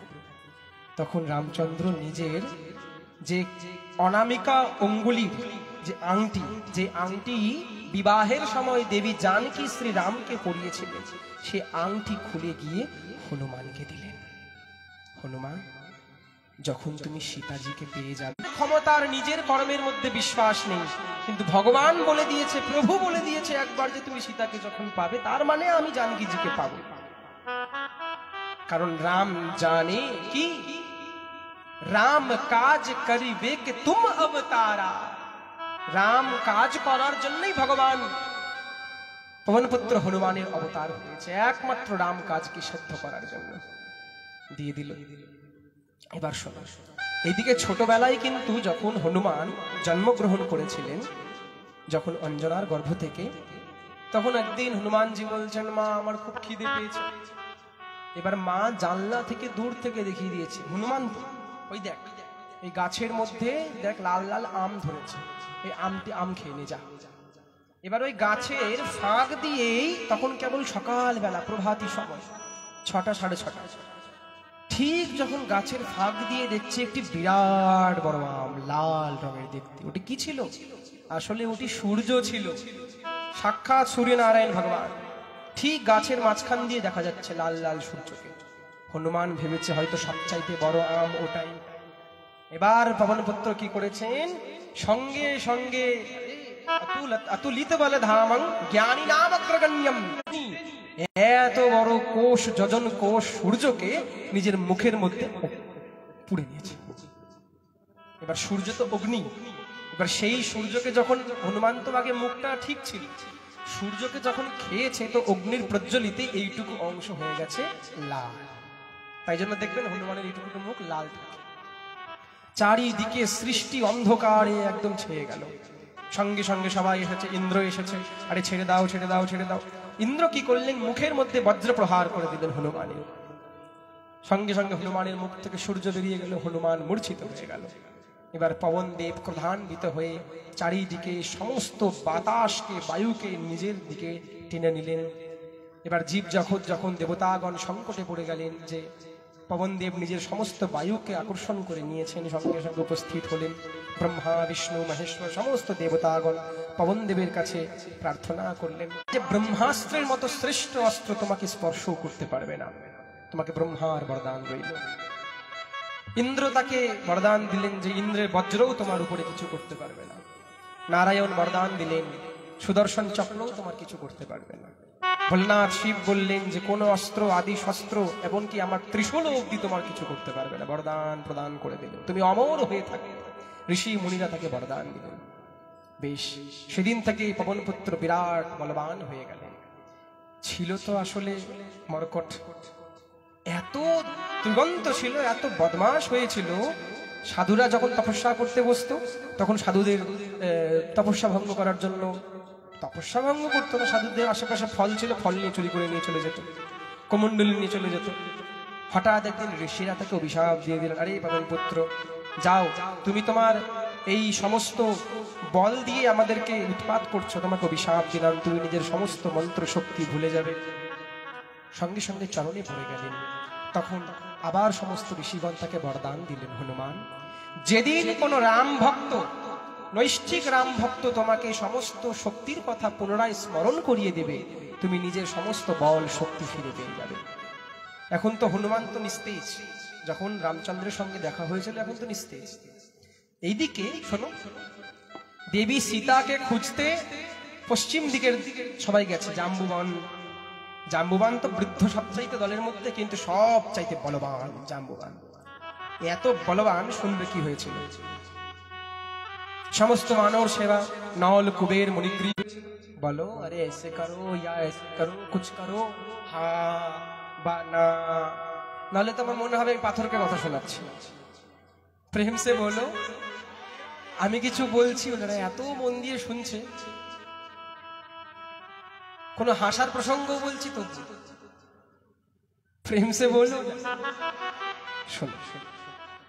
তো এবার যখন সামনে 100 যোজন সমুদ্র, এইদিকে উপরে জটায়ুর যে দাদা সম্পাতি, জটায়ু কে ছিল? বিরাট বড় বাজ পাখি। এই জটায়ু যদি প্রসঙ্গটা আনি তাহলে বিরাট বাজ, রাম কথাতেই তাহলে বিশ্রাম দিতে হবে। জটায়ু সীতা হরণ থেকে দেবী সীতাকে রক্ষা করার জন্য নিজের প্রাণকে বিসর্জন দিয়েছিলেন। জটায়ু পাখি হয়েও ভগবানের চরণে, পক্ষী জনি পেয়েও ভগবানের চরণের মধ্যে নিজের মস্তক রেখে উনি মৃত্যুবরণ করেছেন। এত বড় ভাগ্য জটায়ু। এবার কি হয়েছে? তো জটায়ু যখন দেহ রেখেছেন, এবার জটায়ুর যে দাদা সম্পাতি, সেই সমুদ্রের তটে সম্পাতি থাকতো। সম্পাতি অনেক বৃদ্ধ হয়ে গেছে। এবার সেখানে বানর এসেছে। ভগবানের কি কৃপায় একসাথে এতগুলো বানর চলে এসেছে। বলে বেশ। এবার যেই গেছে মনে মনে উপর থেকে দেখেছে কিছু বানরগণ, তারা নিজেদের মধ্যে কথা বলা শুরু করেছে। এই দেখো, এই একটি পাখি, বাজ পাখি, এখানে বসে বসে আমাদেরকে খাওয়ার পরিকল্পনা করছে। আর একজন ছিল বিরাট বীর জটায়ু, সে নিজের বল দ্বারা, চেষ্টার দ্বারা দেবী সীতাকে বাঁচানোর জন্য নিজের প্রাণকেও বিসর্জন দিয়ে দিল। যেই সম্পাতি কথাটি শুনেছেন, সঙ্গে সঙ্গে কি, এই তোমরা কারা? আর জটায়ুর কি হয়েছে? বলে তুমি কে? বলে আমি জটায়ুর দাদা সম্পাতি। আচ্ছা কি হয়েছে আমার জটায়ু? বলে আরে জটায়ু তো এত বড় ভাগ্য জটায়ুর। মন দিয়ে শোনো, জটায়ু যখন আমাদের দেবী জানকী মাকে রাবণ যখন হরণ করে নিয়ে যাচ্ছিল না, তখন একা জটায়ু লড়েছিল রাবণের বিরুদ্ধে। কিন্তু নিষ্ঠুর রাবণ তার দুটোই পাখাকে কেটে দেয়। কিন্তু যদি কোনো পাখির ডানা কেটে দেওয়া হয়, এখানে তার প্রাণ সঞ্চার থাকে, সে পাখিটি মরে যায়। কিন্তু জটায়ু মরেন নাই। মুখের মধ্যে একটি একটি একটি খালি মন্ত্র মুখের মধ্যে জপ করে যাচ্ছে, হে রাম হে রাম হে রাম হে রাম, কবে রাম আসবে। ঠিক ভক্ত আর সাধককে এরকম হওয়া দরকার। মৃত্যুকেও যেন হার মানিয়ে দিতে হবে। যদি সাক্ষাৎ কাল দেবতা মৃত্যু যদি সামনে এসে দাঁড়ায়, তবে মৃত্যুকেও বলতে হবে, ওহে মৃত্যু ভগবান একটু দাঁড়িয়ে যাও না, আমার গৌর হরি একটু চলে এসেছে, একটু দর্শন করেই মরতে দাও। মৃত্যুকেও বলতে হবে, আমার ভগবান চলে এসেছে আমার কাছে, আর একটু দাঁড়িয়ে যাও, একটু ভগবানকে দর্শন করেই না হয় মরি। সাধককে এরকম বলতে হয়, সেরকম সাধনা করতে হয়। তো সেই জটায়ু ভগবানের কোলে নিজের মস্তক ধারণ করেছিলেন, এবং শেষবারে শেষ বেলায় যখন জটায়ু নিজের চোখকে বন্ধ করবেন, তখন ভগবান নিজের মুখমণ্ডলকে জটায়ুর সামনে এনে দিয়েছিল। এত বড় সৌভাগ্য এই জটায়ুর কোন সাধনা! ভগবান মর্যাদা পুরুষোত্তমের মুখমণ্ডলকে দর্শন করতে করতে তার চোখ বন্ধ করেছিল। এমন কোন সাধনা, এত বড় সাধনা করেছেন। তখন সঙ্গে সঙ্গে সম্পাতি ক্রন্দন করতে লাগলেন, আর মনে মনে গ্লানি হতে লাগলেন, শোক করতে লাগলেন। সম্পাতিকে বললেন, বানর সেনা জাম্ববান, তুমি কি কোনো উপকার করতে পারবে? বলে শোনো, যারা বাজ পাখি হয় তারা অনেক দূর অব্দি দেখতে পায়। বলে আমি তো জানি যে দেবী সীতা কোথায়। হ্যাঁ, কোথায় দেবী সীতা? বলো বলো বলো, কোথায় দেবী সীতা? সবাই ঘিরে ফেলেছে সম্পাতিকে।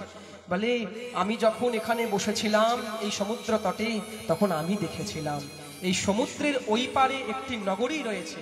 সেই নগরীর নাম হচ্ছে লঙ্কা, স্বর্ণ লঙ্কা। দৈত্যরাজ রাবণে হচ্ছে সেখানকার অধিষ্ঠাতা। এই রাবণ নিজের উড়ন্ত বিমান দ্বারা এই সমুদ্র লঙ্ঘন করেই সেই লঙ্কার মধ্যে দেবী জানকীকে নিয়ে গেছিলেন। আমি দেখেছি। দাঁড়াও। তখন একটি পর্বত শৃঙ্গের উপরে সম্পাতি উঠলেন। উঠে এবং দূর দৃষ্টি দিয়ে দেখলেন, কারণ যারা বাজ পাখি হয় তাদের দৃষ্টি অনেক দূর অব্দি যায়। ভালো করে পর্যবেক্ষণ করে যখন দেখলেন তখন দূর দৃষ্টি থেকে একটি স্বর্ণলঙ্কা দেখতে পেলেন। আরেকটু ভালো করে দেখলেন তখন স্বর্ণলঙ্কার মধ্যে দেখতে পেলেন রাবণের মহল। আরেকটু যখন ভালো করে দেখলেন তখন রাবণের মহলের ঠিক পিছন দিকে অশোক বাটিকা, এবং সেই অশোক বাটিকাকে আরেকটু ধ্যান দিয়ে দেখলেন দেবী জানকী সেখানে বসে রয়েছেন তৃণ ধারণ করে। এই তো দেখতে পেয়েছি, দেখতে পেয়েছি। বলে ঠিকতে তো পেয়েছ, তাহলে যাও এবার নিয়ে এসো দেবী সীতাকে। বলে আমি তো এখন বৃদ্ধ হয়ে গেছি, আমি যদি যাই তাহলে আর আমার পাখা চলাতে আমি পারবো না, উঠতেই পারবো না, কি করে যাবো বলো তো? তখন সবাই চিন্তায় পড়ে গেল। দেখতে তো পেয়েছো, এই 100 যোজন সমুদ্রকে লাংবে কে লঙ্ঘন করে যাবে? সবার মধ্যে জিজ্ঞাসা করতে লাগলো। মন দিয়ে শোন। জাম্বুবান বলছে কে পারবে, কে লঙ্ঘন করতে পারবে এই সমুদ্র বলো? কোন বানর সেনা ভাবছে পারবো, পারবো না, না থাক, যদি বলে দিই পারবো, আর যদি উড়ে যাই লাঙ্ঘি, যদি আমি দেখা গেল গিয়ে শক্তি নাই, একদম মাঝখানে সমুদ্রে গিয়ে আমার গোবিন্দাই নম হয়ে যাবে। সবাই পিছিয়ে গেল। একজন বলছে কে পারবে বলো? নিলাম করা হয় না, নিলাম, নিলাম করছে, কে পারবে? বলে আমি পারবো যেতে। কত যোজন? 70 যোজন। বলে 70 যোজন পরে কি তারপরে সাঁতার কাটবে? 70 যোজন, 70 যোজন, 70 যোজন। আরেকজন বলছে 80 যোজন। অঙ্গদ বলে বলো আমি যেতে পারবো 100 যোজন। অঙ্গদ বলল আমি যেতে পারবো 100 যোজন। বলে হ্যাঁ পারবে, বাহ, কিন্তু রামচরিত্র মানসে বলা আছে আমি 100 যোজন যেতে তো পারবো, কিন্তু আসার সংখ্যা আমার নাই। জাম্বুবান বলছে যেতেই আসতেই যখন পারবে না তাহলে গিয়ে কিলা? কেন? প্রশ্ন এখানে উঠল। অঙ্গদ তুমি যখন যেতে পারবে তাহলে আসতে পারবে না কেন? পারবে না জানো? সঙ্গে সঙ্গে অঙ্গদ বললেন হয়তো আমি এই জন্যই পারবো না, কারণ আমি বললাম যে আমি লঙ্ঘন করব, আমার মধ্যে আমিত্ব চলে এসেছে, তাই আমি লঙ্ঘন করবো ঠিকই, কিন্তু আমি আসতে পারবো না। বেশ, তখন জাম্বুবান মহারাজ ক্রোধে ক্রোধান্বিত হয়ে গেলেন। আরে তোমরা এত যুবক যুবক বয়সের এত বীর পুরুষেরা রয়েছ, নল কুবের, আরে অঙ্গদ আমি হয়তো এখন বৃদ্ধ হয়ে গেছি, যদি আমার শরীর যৌবন প্রাপ্ত থাকতো না তাহলে আমি এক লঙ্ঘন কেন একটি পা এখানে রাখতাম, আর একটি পা ওই পারে রেখে দেবী সীতাকে সঙ্গে সঙ্গে নিয়ে এসে এখানে চরণে রেখে দিতাম রামচন্দ্রকে। এরকম করে বলছে। জাম্বুবান বলছেন আরে তোমরা তো শুধুমাত্র শুধু বামন ভগবান বিরাট শরীর ধারণ করছিল, তখন আমি জাম্বুবান যখন আমি যুবক অবস্থায় ছিলাম, যখন উনি ত্রিজগতের সমান লম্বা হয়ে গিয়েছিল, বড় হয়েছিল, আমি সেই ক্ষণের মধ্যে সেই বিরাট ভগবানকে 7 বার পরিক্রমা করে নিয়েছিলাম। আর তোমরা বলছো যে সামান্য 100 যোজন লঙ্ঘন করতে পারবে না? ধিক্কার তোমাদের উপরে। এত বড় বলবান ছিলেন জাম্বুবান। জাম্বুবান মনে মনে ভাবছেন তাহলে কে পারবে, কে পারবে, কে পারবে যেতে, কে পারবে? হঠাৎ খেয়াল আসলো আরে হনুমান কোথায়, হনুমান কোথায়, হনুমান কোথায়? চারিদিকে সবাই খোঁজ করছে, আরে হনুমান কোথায়, হনুমান কোথায়? বলে কেন? রাম কাজ লাগি তব অবতারা, রাম কাজ করার জন্য তো তোমার অবতার হয়েছে, আরে হনুমান কোথায়, হনুমান কোথায়? সবাই খুঁজছে চারিদিকে হনুমানকে, হনুমান হনুমান। ঠিক অঙ্গদ খুঁজতে খুঁজতে সবাই যেখানে ছিল ভিড়, হনুমান খালি সুযোগ খুঁজে, কখন ভজন করতে পারবো, কখন নাম করতে পারবো, একটি সুযোগ খুঁজে আর লেগে যায় সীতারাম রাম রাম সীতারাম রাম রাম সীতারাম রাম রাম, ও সীতারাম রাম রাম সীতারাম রাম রাম সীতা, হরি বল। सीताराम राम राम सीताराम राम राम सीता, श्री राधे। ओ सीताराम राम राम सीताराम राम राम सीता। महाराज हनुमान तकुन दुई बाहु उठिए नृत्य करते लागले, सीताराम राम राम सीताराम राम राम सीता। करें ना তাহলে আমাকে কিঞ্চিত হরি নাম শোনাতে হবে, রাম নাম শোনাতে হবে। বলে ঠিক আছে যাবো, কাজ করবো। আমি তোমার কথা তখনই শুনবো যখন তুমি তোমরা আমাকে রাম নাম শোনাবে, সীতা নাম শোনাবে। বলে ঠিক আছে। সবাই তখন উপর থেকে মৃদঙ্গ আদি কাসর নিয়ে এসে একসাথে সীতারাম রাম রাম সীতারাম রাম রাম সীতারাম ওইদিকে নল কুবের, এদিকে জাম্বুবান, ওইদিকে সম্পাদি বৃদ্ধ অবস্থায়, ওইদিকে কীর্তন শুনে ব্রহ্মা নিজের আসন থেকে নেমে কুমণ্ডল আর বেদকে রেখে নৃত্য করতে লেগেছেন। একসাথে ভোলেনাথ নিজের ত্রিশূল রেখে নৃত্য করছেন। সীতারাম রাম রাম সীতারাম রাম রাম সীতা ओ सीता राम राम राम सीता राम राम राम सीता ओ सीता राम राम राम सीता राम राम राम सीता सीता राम राम राम सीता राम राम राम सीता हरि बोल। ओ सीता राम राम राम सीता राम राम राम जय जय श्री रामचंद्र भगवान की। এবার হনুমানকে যেই বলেছে, আরে হনুমান তুমি তো এই সমুদ্রকে লঙ্ঘন করতে পারবে? বলে আমি তো পারবো, যে কোনো কিছু অসম্ভব নয়, সবকিছুই সম্ভব। ইংরেজিতে বলি যে nothing is impossible, everything is possible. তো এই ইংলিশটিকেই দেখো, ইংরেজি ভাষাটাকে, এই তত্ত্বজ্ঞানকেই তুলসীদাস গোস্বামী বহু পূর্বে লিখে দিয়েছে হনুমান চন্দ্রের। কবন সুকাজ কঠিন জগ মাহি, এমন জগতে কোনো কাজই নেই কঠিন কাজ। जो नहीं होत तात तुम पाही, যা তোমার দ্বারা করা সম্ভব না। হনুমান খেয়াল করো, হনুমান তখন জাম্বুবান মনে করাচ্ছে যে তুমি অভিশাপ পেয়েছিলে ঋষিদের কাছে যে তুমি নিজের সমস্ত শক্তি ভুলে যাবে, কিন্তু কোন রাম ভক্ত যদি তোমাকে তোমার শক্তির পুনরায় স্মরণ করিয়ে দেয় তুমি সব কিছু ফিরে পাবে।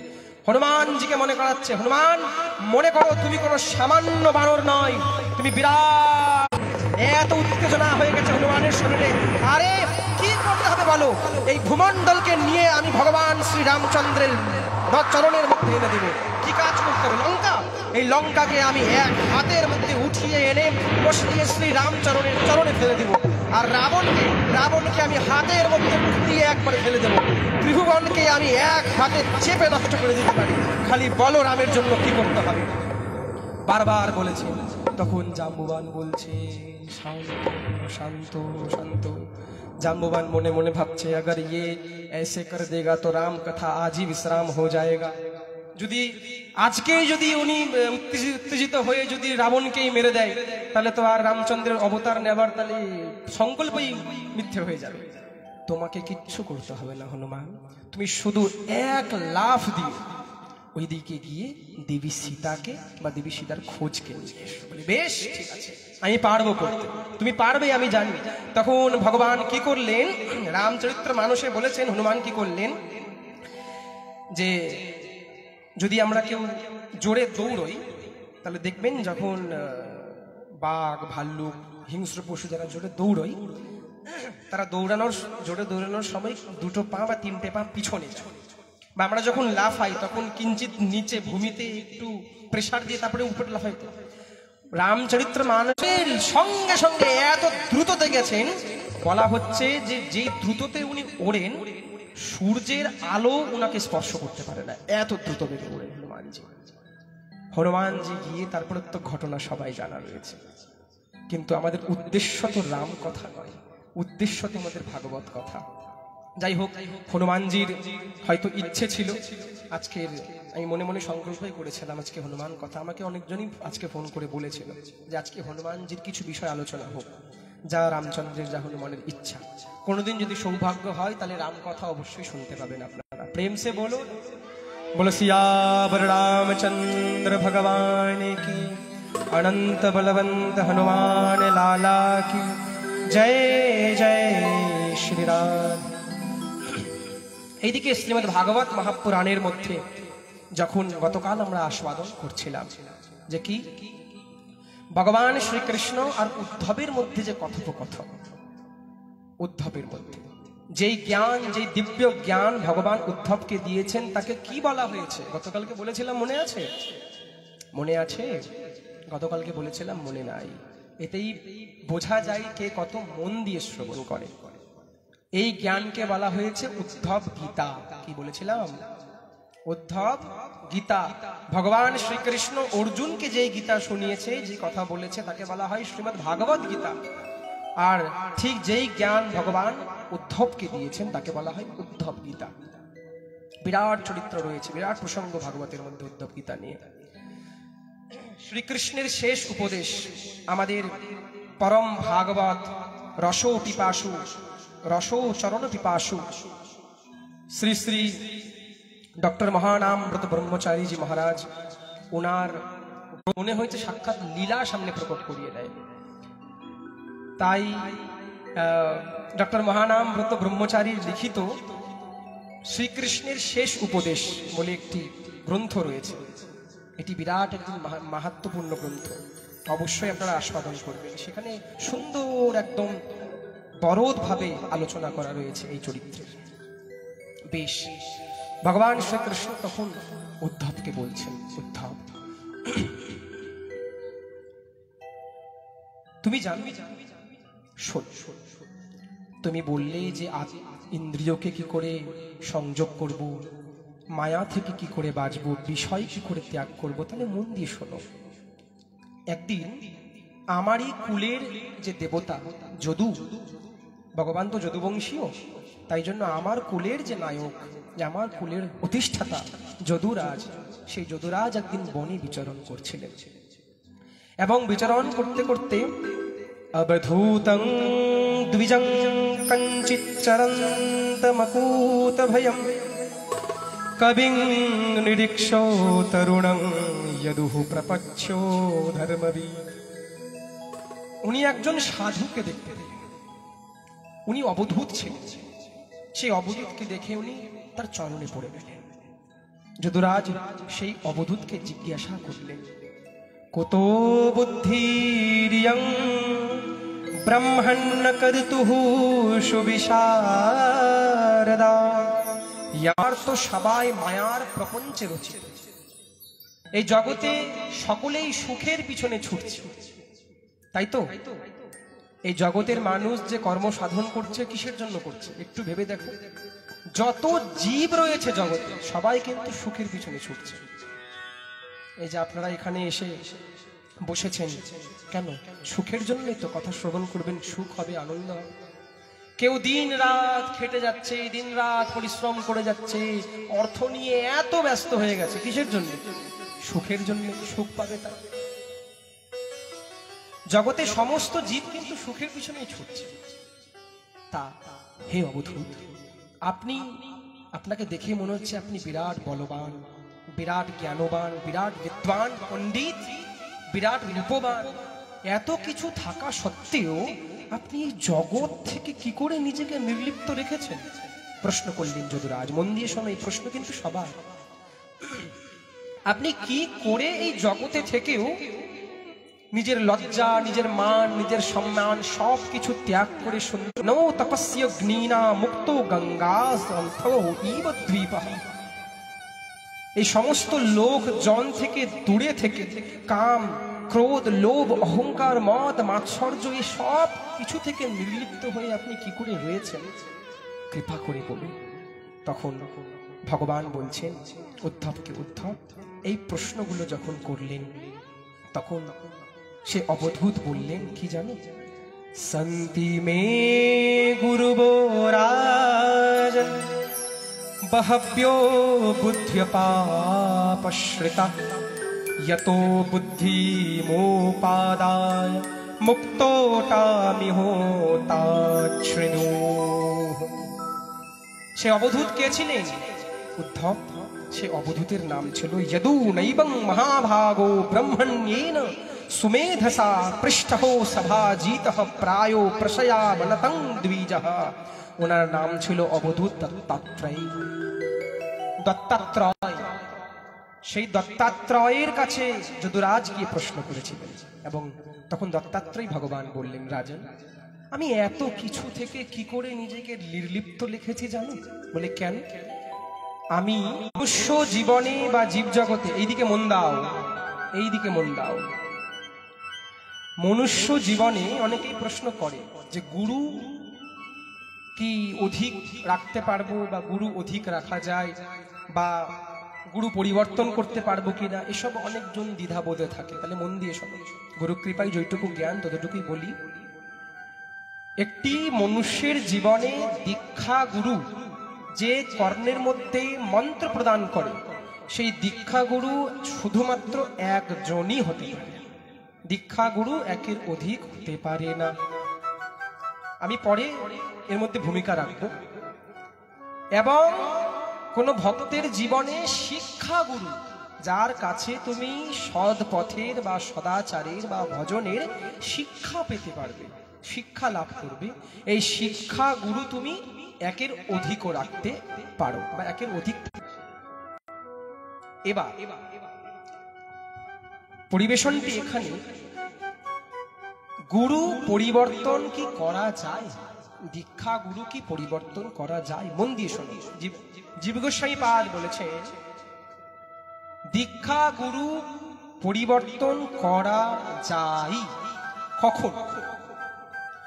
যদি কোনো গুরুদেব নিজের শিষ্যকে শাস্ত্র সম্বন্ধযুক্ত বা শাস্ত্র সিদ্ধান্তযুক্ত মন্ত্র প্রদান না করে, মানে মন্ত্র যদি অশুদ্ধ হয়, বা কোনো সদ্গুরুদেব যদি নিজের শিষ্যকে শাস্ত্র বিরুদ্ধ কর্ম করতে বলে, বা কোনো সদ্গুরুদেব নিজের শিষ্যকে যদি ভগবত বিমুখ কোনো আচরণ করতে বলে, তাহলে সে কখনো সদ্গুরুদেব হতে পারে না। সেই কালে সেই শিষ্য কোনো বাণী বলবেই মানে শাস্ত্রসম্মত বাণী বলবে। যা আসলো যাই ইচ্ছা তাই বলবে, যা আসলো যাই ইচ্ছা তাই মনে বলে দিলাম, এমন নয়। সদ্গুরুদেব সবসময় শিষ্যকে ভজন বিষয়কই আলোচনা চর্চা করছে, সংসার বিষয়ের কোনো কথা সদ্গুরুদেব বলবে না। এবং শিষ্যরও কর্তব্য কখনো শ্রী গুরুদেবের কাছে, বাবা আমার টাকা পয়সা কামাই হচ্ছে না, বাবা আমার হাতে ব্যথা, কোমরে ব্যথা, বুকে ব্যথা, পিঠে ব্যথা, কখনো শিষ্যকে গুরুদেবের কাছে সংসার বিষয়ক আলোচনা করতে নেই। কেন? তাহলে কি? পরিপ্রশ্নেন সেবায়া। গুরুদেবের কাছে প্রশ্ন এমন রাখতে হয় যে প্রশ্ন দিয়ে যেন আরো 10 জনের সমাজের কল্যাণ হয়ে যায়। কেমন প্রশ্ন? এখন যদি তুমি গিয়ে বলো, আমার গুরুদেব হাসছিল একদিন একজন বাবা, যখন গুরুদেবের সেবায় ছিলাম, সেবাইতে নয়, গুরুদেবের যখন সঙ্গে ছিলাম, তখন একজন বাবা সমানে, গুরুদেব ভজনে বসেছে, সমানেই একজন ফোন করে যাচ্ছে এবং গুরুদেব না পেরে আমাকে বলল। এবার গুরুদেব ফোন তুলেছে, আমি ফোন তুললাম, বলে হ্যাঁ বলুন। খুব কাঁদছে বলছে। আমার মনে এত দয়া হলো, এই ভাব যদি আমার হতো। এত কাঁদছে, একটু গুরুদেবের সঙ্গে কথা বলিয়ে দাও। আমি না পেরে বললাম, বাবা উনি খুব কাঁদছে গো, উনি প্রাণ বেরিয়ে যাবে, একটু কথা বলে নাও বাবা। গুরুদেব মালা রেখে ওনার সঙ্গে কথা বললো। এত কেঁদে যাচ্ছে, স্পিকারে কথা বলতে শুনতে পাচ্ছি। তারপরে আমি একটু বাইরে গেলাম, ফোন রেখেছে। গুরুদেব বলল যে আর কি দেখতে হবে আমাকে? বলে কেন, কি হয়েছে বাবা? উনি বলছে, গুরুদেব বলছে, সে মানুষ তো বাবা, উনি তো খুব কাছে। উনি বলছেন, গুরুদেব একটু কিছু মন্ত্র ফু করে দেন, যদি ব্যথাটা কমে যায়। এ হচ্ছে অপরাধ। গুরুদেব কি তান্ত্রিক না তোমার তন্ত্রবিদ্যার গুরু যে ফু করে দিলে ব্যথা উড়ে যাবে? যদি বলো, গুরুদেব আমার মনে খুব ব্যথা, এই মন দিয়ে মনমোহনকে পাওয়া যায় না, মনমোহনের ভজন হয় না, তাহলে গুরুদেব কিছু করতে পারবে। যদি মনে ব্যথা হয়, এবার তোমার শরীরে ব্যথা। একজন ফোন করেছিল গুরুদেবকে, না সামনে বৃন্দাবনে, এখানে একটু ব্রেক দিয়ে হাত কেটে গেছে, রক্ত পড়ে গেছে। বাবা আমার হাত কেটে গেছে বাবা, খুব ব্যথা বাবা। এগুলো হচ্ছে মূর্খ, এগুলো হচ্ছে মানে শব্দই আসে না। গুরুদেবকে কখনো নিজের বিষয়ে কোনো আলোচনা করতে নাই। দুঃখ, আমার জীবনে এটা হচ্ছে, ওটা হচ্ছে। অবশ্যই গুরুদেব যখন কোনো শিষ্যকে মন্ত্র প্রদান করে, দীক্ষাকালে গুরু শিষ্য করে আত্মসমর্পণ, সেই কালে গুরু করে তারে আত্মসমর্পণ। দীক্ষাকালে শিষ্য করে আত্মসমর্পণ, শিষ্য গুরুদেবকে দীক্ষাকালে সব কিছু সমর্পণ করে দেয়। হে গুরু থেকে আমি নিজেরও নয়, আমি আজ থেকে তোমার হলাম। হে গুরুদেব আমি তোমার হলাম। ব্যাস এইটুকু নিবেদন করো গুরুদেবের থেকে। তোমার ভরণ পোষণ সব গুরুদেব নেবে। হ্যাঁ গো, আমি নিজের অনুভব বলছি। যদি সৎ গুরুদেবের মতো গুরুদেব হয়, তাহলে শিষ্যের ভালো মন্দ ভজন আদি অর্ধেক গুরুদেবই করে নেয়, শিষ্যকে ভাবতে হয় না। আর যদি সৎ শিষ্যের মতো শিষ্য হয় তাহলে তো গুরুদেবকেও ভগবত দর্শন করিয়ে দেয়। এমন কত ঘটনা হয়েছে। ওই যে বিঠ্ঠলা বল্লভাচার্য নামদেবকে বললেন, নামা যাও বিঠ্ঠল ভগবানকে খাবিয়ে এসো, যাও তুমি বিঠ্ঠল ভগবানকে খাবিয়ে এসো। এই ভজন, এখন একটা ভজন আসবে, এই ভজনটি প্রচুর ভাইরাল হয়েছে চারিদিকে, প্রচুর মানুষ গেয়েছে এই ভজনকে। তো বিঠ্ঠল বললেন, বল্লভাচার্য বললেন, নামদেব যাও তো একটু ভগবানকে খাবিয়ে এসো। গুরুদেব খাবিয়ে আসতে বলেছে, প্রচুর সেবা বাকি আছে। ও তো আর জানে না যে ভোগ লাগিয়ে বাইরে আসতে হয়, সে প্রসাদকে আবার নিয়ে যেতে হয়, যেভাবে ভোগ লাগায় সেভাবে নিয়ে যেতে হয়। বাচ্চা সরল মন, আসো না ভগবান, আসো না ভগবান, ও ভগবান আপ কব आओगे, আপ কব आओगे, বারবার ডাকতে ডাকতে ডাকতে ভগবান সকাল থেকে দুপুর হয়ে গেল। নামদেব ভাবছে এবার তো মার পড়বে আমার, কারণ বাবা তো খাবি, গুরুদেব তো খাবি আসতে বলেছে। দেখো ভগবান, তুমি যদি না খাও তাহলে কিন্তু গুরুদেব আমাকে মারবে, আর আমি তোমার জন্য মা খেতে পারবো না। দরজার পাশে এই মোটা লাঠি ছিল, লাঠি নিয়ে গিয়ে যেই ভগবানকে দেখেছো তুমি আসবে না মারবো আমি, সঙ্গে সঙ্গে সাক্ষাৎ শঙ্খ চক্র গদা পদ্মধারী ভগবান ভক্তের পরবেশে ভক্তের ভালোবাসায় এসে নিচে, নামা নামা, আসছি আসছি আসছি, বসছি, মারিস না শোনো, বসছি বসছি বসছি। ভগবান নিচে নেমে এসে সমস্ত ভোজনকে ভোগ লাগিয়ে প্রসাদ করছে। তুমি তো বললে প্রসাদ, তাহলে ভোগ কে লাগালো? যাকে খাবিয়ে আসতে বলেছো সেই না খাবে না, ভগবান খেয়েছে। গুরুদেব ভাবলো কিছু একটা ঘটেছে, নামদেব তো মিথ্যে বলবে না। ঠিক আছে, তুই কালকেও খাবিয়ে আসিস, পরের দিনও খাবিয়ে এসেছে। তৃতীয় দিনে গুরুদেব বলছে, নামা তোর ভগবান আজও আসবে? বলে হ্যাঁ আসবে, আমি ডাকলেই আসবে। ভগবানের সঙ্গে এখন মিত্রতা হয়ে গেছে, বন্ধু হয়ে গেছে ভগবান নামদেবের, ডাকলেই আসে। চল তো তোর ভগবানকে আমি দেখতে পাবো? বলে হ্যাঁ। গুরুদেব গেছে শিষ্যের সাথে মন্দিরে, শিষ্য ভগবানকে খাওয়াতে ঢুকেছে মন্দিরের মধ্যে পর্দা লাগিয়ে। আর গুরুদেব যেই পর্দাটা উঠেছে কি দেখছে জানো? সাক্ষাৎ অখিল ব্রহ্মাণ্ড নায়ক, সাক্ষাৎ জগৎপতি জগদীশ সামনে বসে রয়েছে, আর তারই শিষ্য ভগবানকে নিজের হাতে করে উঠিয়ে উঠিয়ে ভোজন করিয়ে দিচ্ছে। ধন্য ধন্য ধন্য ধন্য ধন্য নামা, ধন্য নামা। গুরুদেব দুই হাত উঠিয়ে নৃত্য করতে লাগলেন। আরে শিষ্যের মতো যদি শিষ্য হয়, আর ভগবান নামদেবের সঙ্গে খেলতে এসছে, নামা ও নামা তাড়াতাড়ি এসো খেলবো। বলে ভগবানকে বলছে, তুমি দরজার কাছে দাঁড়াও। ভগবানকে বলছে দাঁড়িয়ে থাকো। যেই ভগবানের দর্শনের জন্য শিব শুক নারদ ব্রহ্মা সবাই অপেক্ষা করে থাকে, সে ভগবানকে নামদেব বলছে দাঁড়াও দাঁড়াও, দরজায় দাঁড়াও, আমি আসছি, মা বাবার চরণ সেবা করছি, কথা বলো না, আসতে। তখন ভগবান যে দাঁড়ালেন, দাঁড়াতে দাঁড়াতে কোমরে হাত দিয়ে, এই বিঠ্ঠলনাথ কোমরে হাত দিয়ে দাঁড়িয়েই থেকে গেলেন। আজ অব্দি পন্ডরপুরে, মহারাষ্ট্রের দিকে যে পন্ডরপুর রয়েছে, সেই পন্ডরপুরে পন্ডরীনাথ ভগবান আজ অব্দি এরকম করে একদম ঠিক এভাবে দাঁড়িয়ে রয়েছে ভগবান। আর সেদিন থেকে সবাই গাইতে লাগলেন, ও বিঠ্ঠল মাজা মাজা माझा माझा माझा। মাজা মানে আমার, বিঠ্ঠল হচ্ছে আমার, মহারাষ্ট্র ভাষা মানে মাজা। সবাই মিলে গাইবে তো এই ভজনটি। ও বিঠ্ঠল माझा माझा माझा माझा माझा, विठ्ठल माझा वे विठ्ठल आजा। ओ विठ्ठल माझा माझा माझा माझा माझा, विठ्ठल माझा वे विठ्ठल आजा। ओ विठ्ठल माझा। জোরে জোরে সবাই মিলে এই ভজনে কেউ মুখ বন্ধ করে রেখো না। विठ्ठल आजा, ओ विठ्ठल माझा। Sound come on.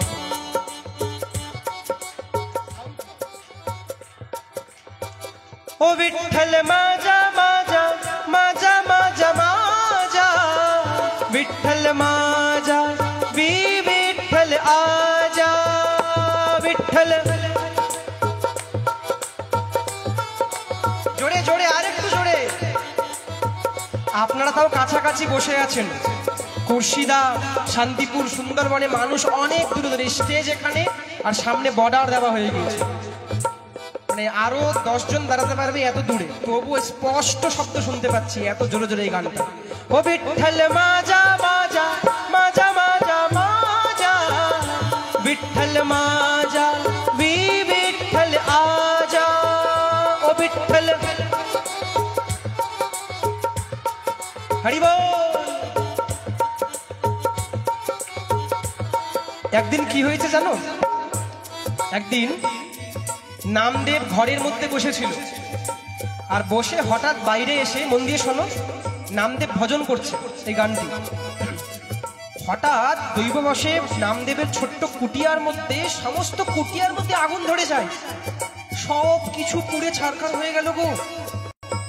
কিছু গ্রামবাসী এসে নামদেবের কাছে বলছে, এই নামদেব, এই নামদেব, তোর ঘরে আগুন লেগেছে। লাগুক গা, আমি কীর্তন করছি তো। সঙ্গে সঙ্গে গ্রামবাসীরা আগুনের ঘরে ঢুকে যা বাঁচাকুচা জিনিস ছিল, যতটুকু বাঁচাকুচা জিনিস ছিল সবটা নিয়ে আরো উল্টো আগুনের মধ্যে দিয়ে দিল। এ পাগল, আমরা তো আগুন থেকে বাঁচানোর চেষ্টা করলাম, আর যা ছিল তাও দিয়ে দিলি। বলবে, রামদেব বলছে, আমি কীর্তন করছিলাম গো, এত কিছু ছিল এতদিন, এত কিছুর চিন্তা লেগে থাকতো, আজ ভগবান কৃপা করে আমার কাছ থেকে সব নিয়ে নিয়েছে, যেন আমি নিঃসন্দেহে একান্ত মন হয়ে ভজন করতে পারি, কীর্তন করতে পারি। তাই কিঞ্চিত আসক্তি বাঁচিয়ে রাখবো না, সব জলাঞ্জলি দিয়ে দেবো। আর বললেন, আসো আসো আসো, আমার সাথে কীর্তন করো। একসঙ্গে সবাই করতে লাগলো, ও বিঠ্ঠল মাজা মাজা মাজা মাজা মাজা, বিঠ্ঠল মাজা বিঠ্ঠল আজা, ও বিঠ্ঠল হরি বল।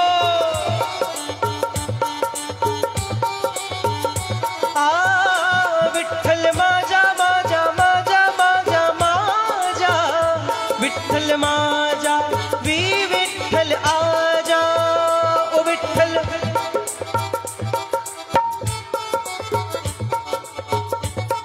পাণ্ডুরঙ্গা বিঠ্ঠলা। বিঠ্ঠল ভগবান কোমরে হাত দিয়ে দাঁড়িয়ে আছে, ও বিঠ্ঠল বিঠ্ঠল বিঠ্ঠলা, পাণ্ডুরঙ্গা বিঠ্ঠলা, হরি বল। ও বিঠ্ঠল মাজা মাজা মাজা মাজা মাজা, বিঠ্ঠল মাজা বিঠ্ঠল আজা, ও বিঠ্ঠল। জগন্নাথের পতাকা কি করে মুড়ে একভাবে সবাই, নাথ, ও বিঠ্ঠল মাজা মাজা মাজা মাজা মাজা, বিঠ্ঠল মাজা। কাকে? যদুরাজকে বললেন, আমি আমার জীবনে 24 গুরু, 24 খানা শিক্ষা গুরু উনি গ্রহণ করেছেন। বলে কে কে? কে পৃথিবী বায়ুর আকাশ, মাপোগ্নিশ্চন্দ্রমারবিঃ, কপোতো জগরো সিন্ধুঃ, পতঙ্গো মধুক্रीडगजः, के मधुहा हरिणो मीनः, पिंगला कुरुरोर्भकः, कुमारी शरकृतन्द्र, সূর্য, কপোত, অজগর, সমুদ্র, পতঙ্গ, ভ্রমর, হাতি, মধু সংগ্রাহক, হরিণ, মাছ, পিঙ্গলা নামক এক বেশ্যাকেও উনি শিক্ষাগুরু বানিয়েছিলেন। কুহর পাখি, বালক, কুমারী কন্যা, বান নির্মাতা, যে তীর বানায়, বান নির্মাণ করে, সর্প, উর্ণ নাভি এবং সুপেশকৃত মানে কাঁচ পোকা, একটি পোকা, এই 24 জনকে দত্তাত্রেয় গুরু বানিয়েছিলেন। প্রসঙ্গ যখন জিজ্ঞাসা করলেন, প্রভু আপনি কৃপা করে বলুন যে পৃথিবীকে কি রূপে গুরু বানালেন? উনি বললেন, কে ভূতৈরাক্রম্যমানোপি ধীরো দৈববশানুগৈঃ, তদ্বিদ্বান্যচলে ন্যার্গ অম্বশিক্ষং শীতের ব্রতম। আমি এই ভূমি থেকে এই শিক্ষা নিয়েছি। আমি এই ভূমি থেকে কি শিক্ষা নিয়েছি জানো? দেখো, তাহলে ভূমির মতো সহ্য ক্ষমতা হতে হবে। বুঝতে পারছো সবাই? মন দাও এইদিকে, কথা কিঞ্চিত বিচলিত হয়ে গেলে বেরিয়ে যাবে, পান করো কথাকে।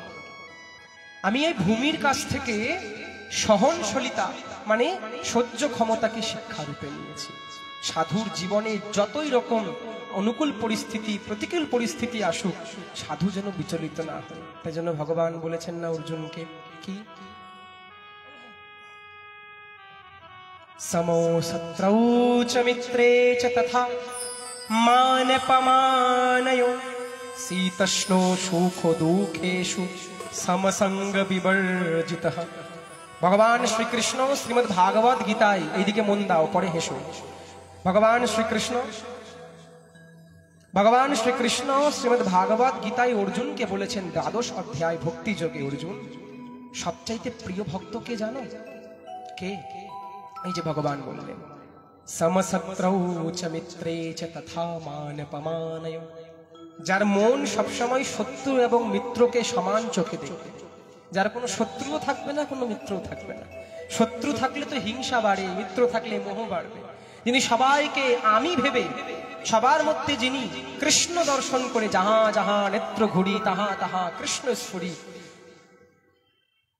যেথায় যেথায় আমার নেত্র যাবে সেথায় সেথায় ভগবানকে দর্শন করব, এই ভাব নিয়ে যে সব সময় এই জীব জগৎকে দেখবে, সেই ভক্ত আমার খুব প্রিয়।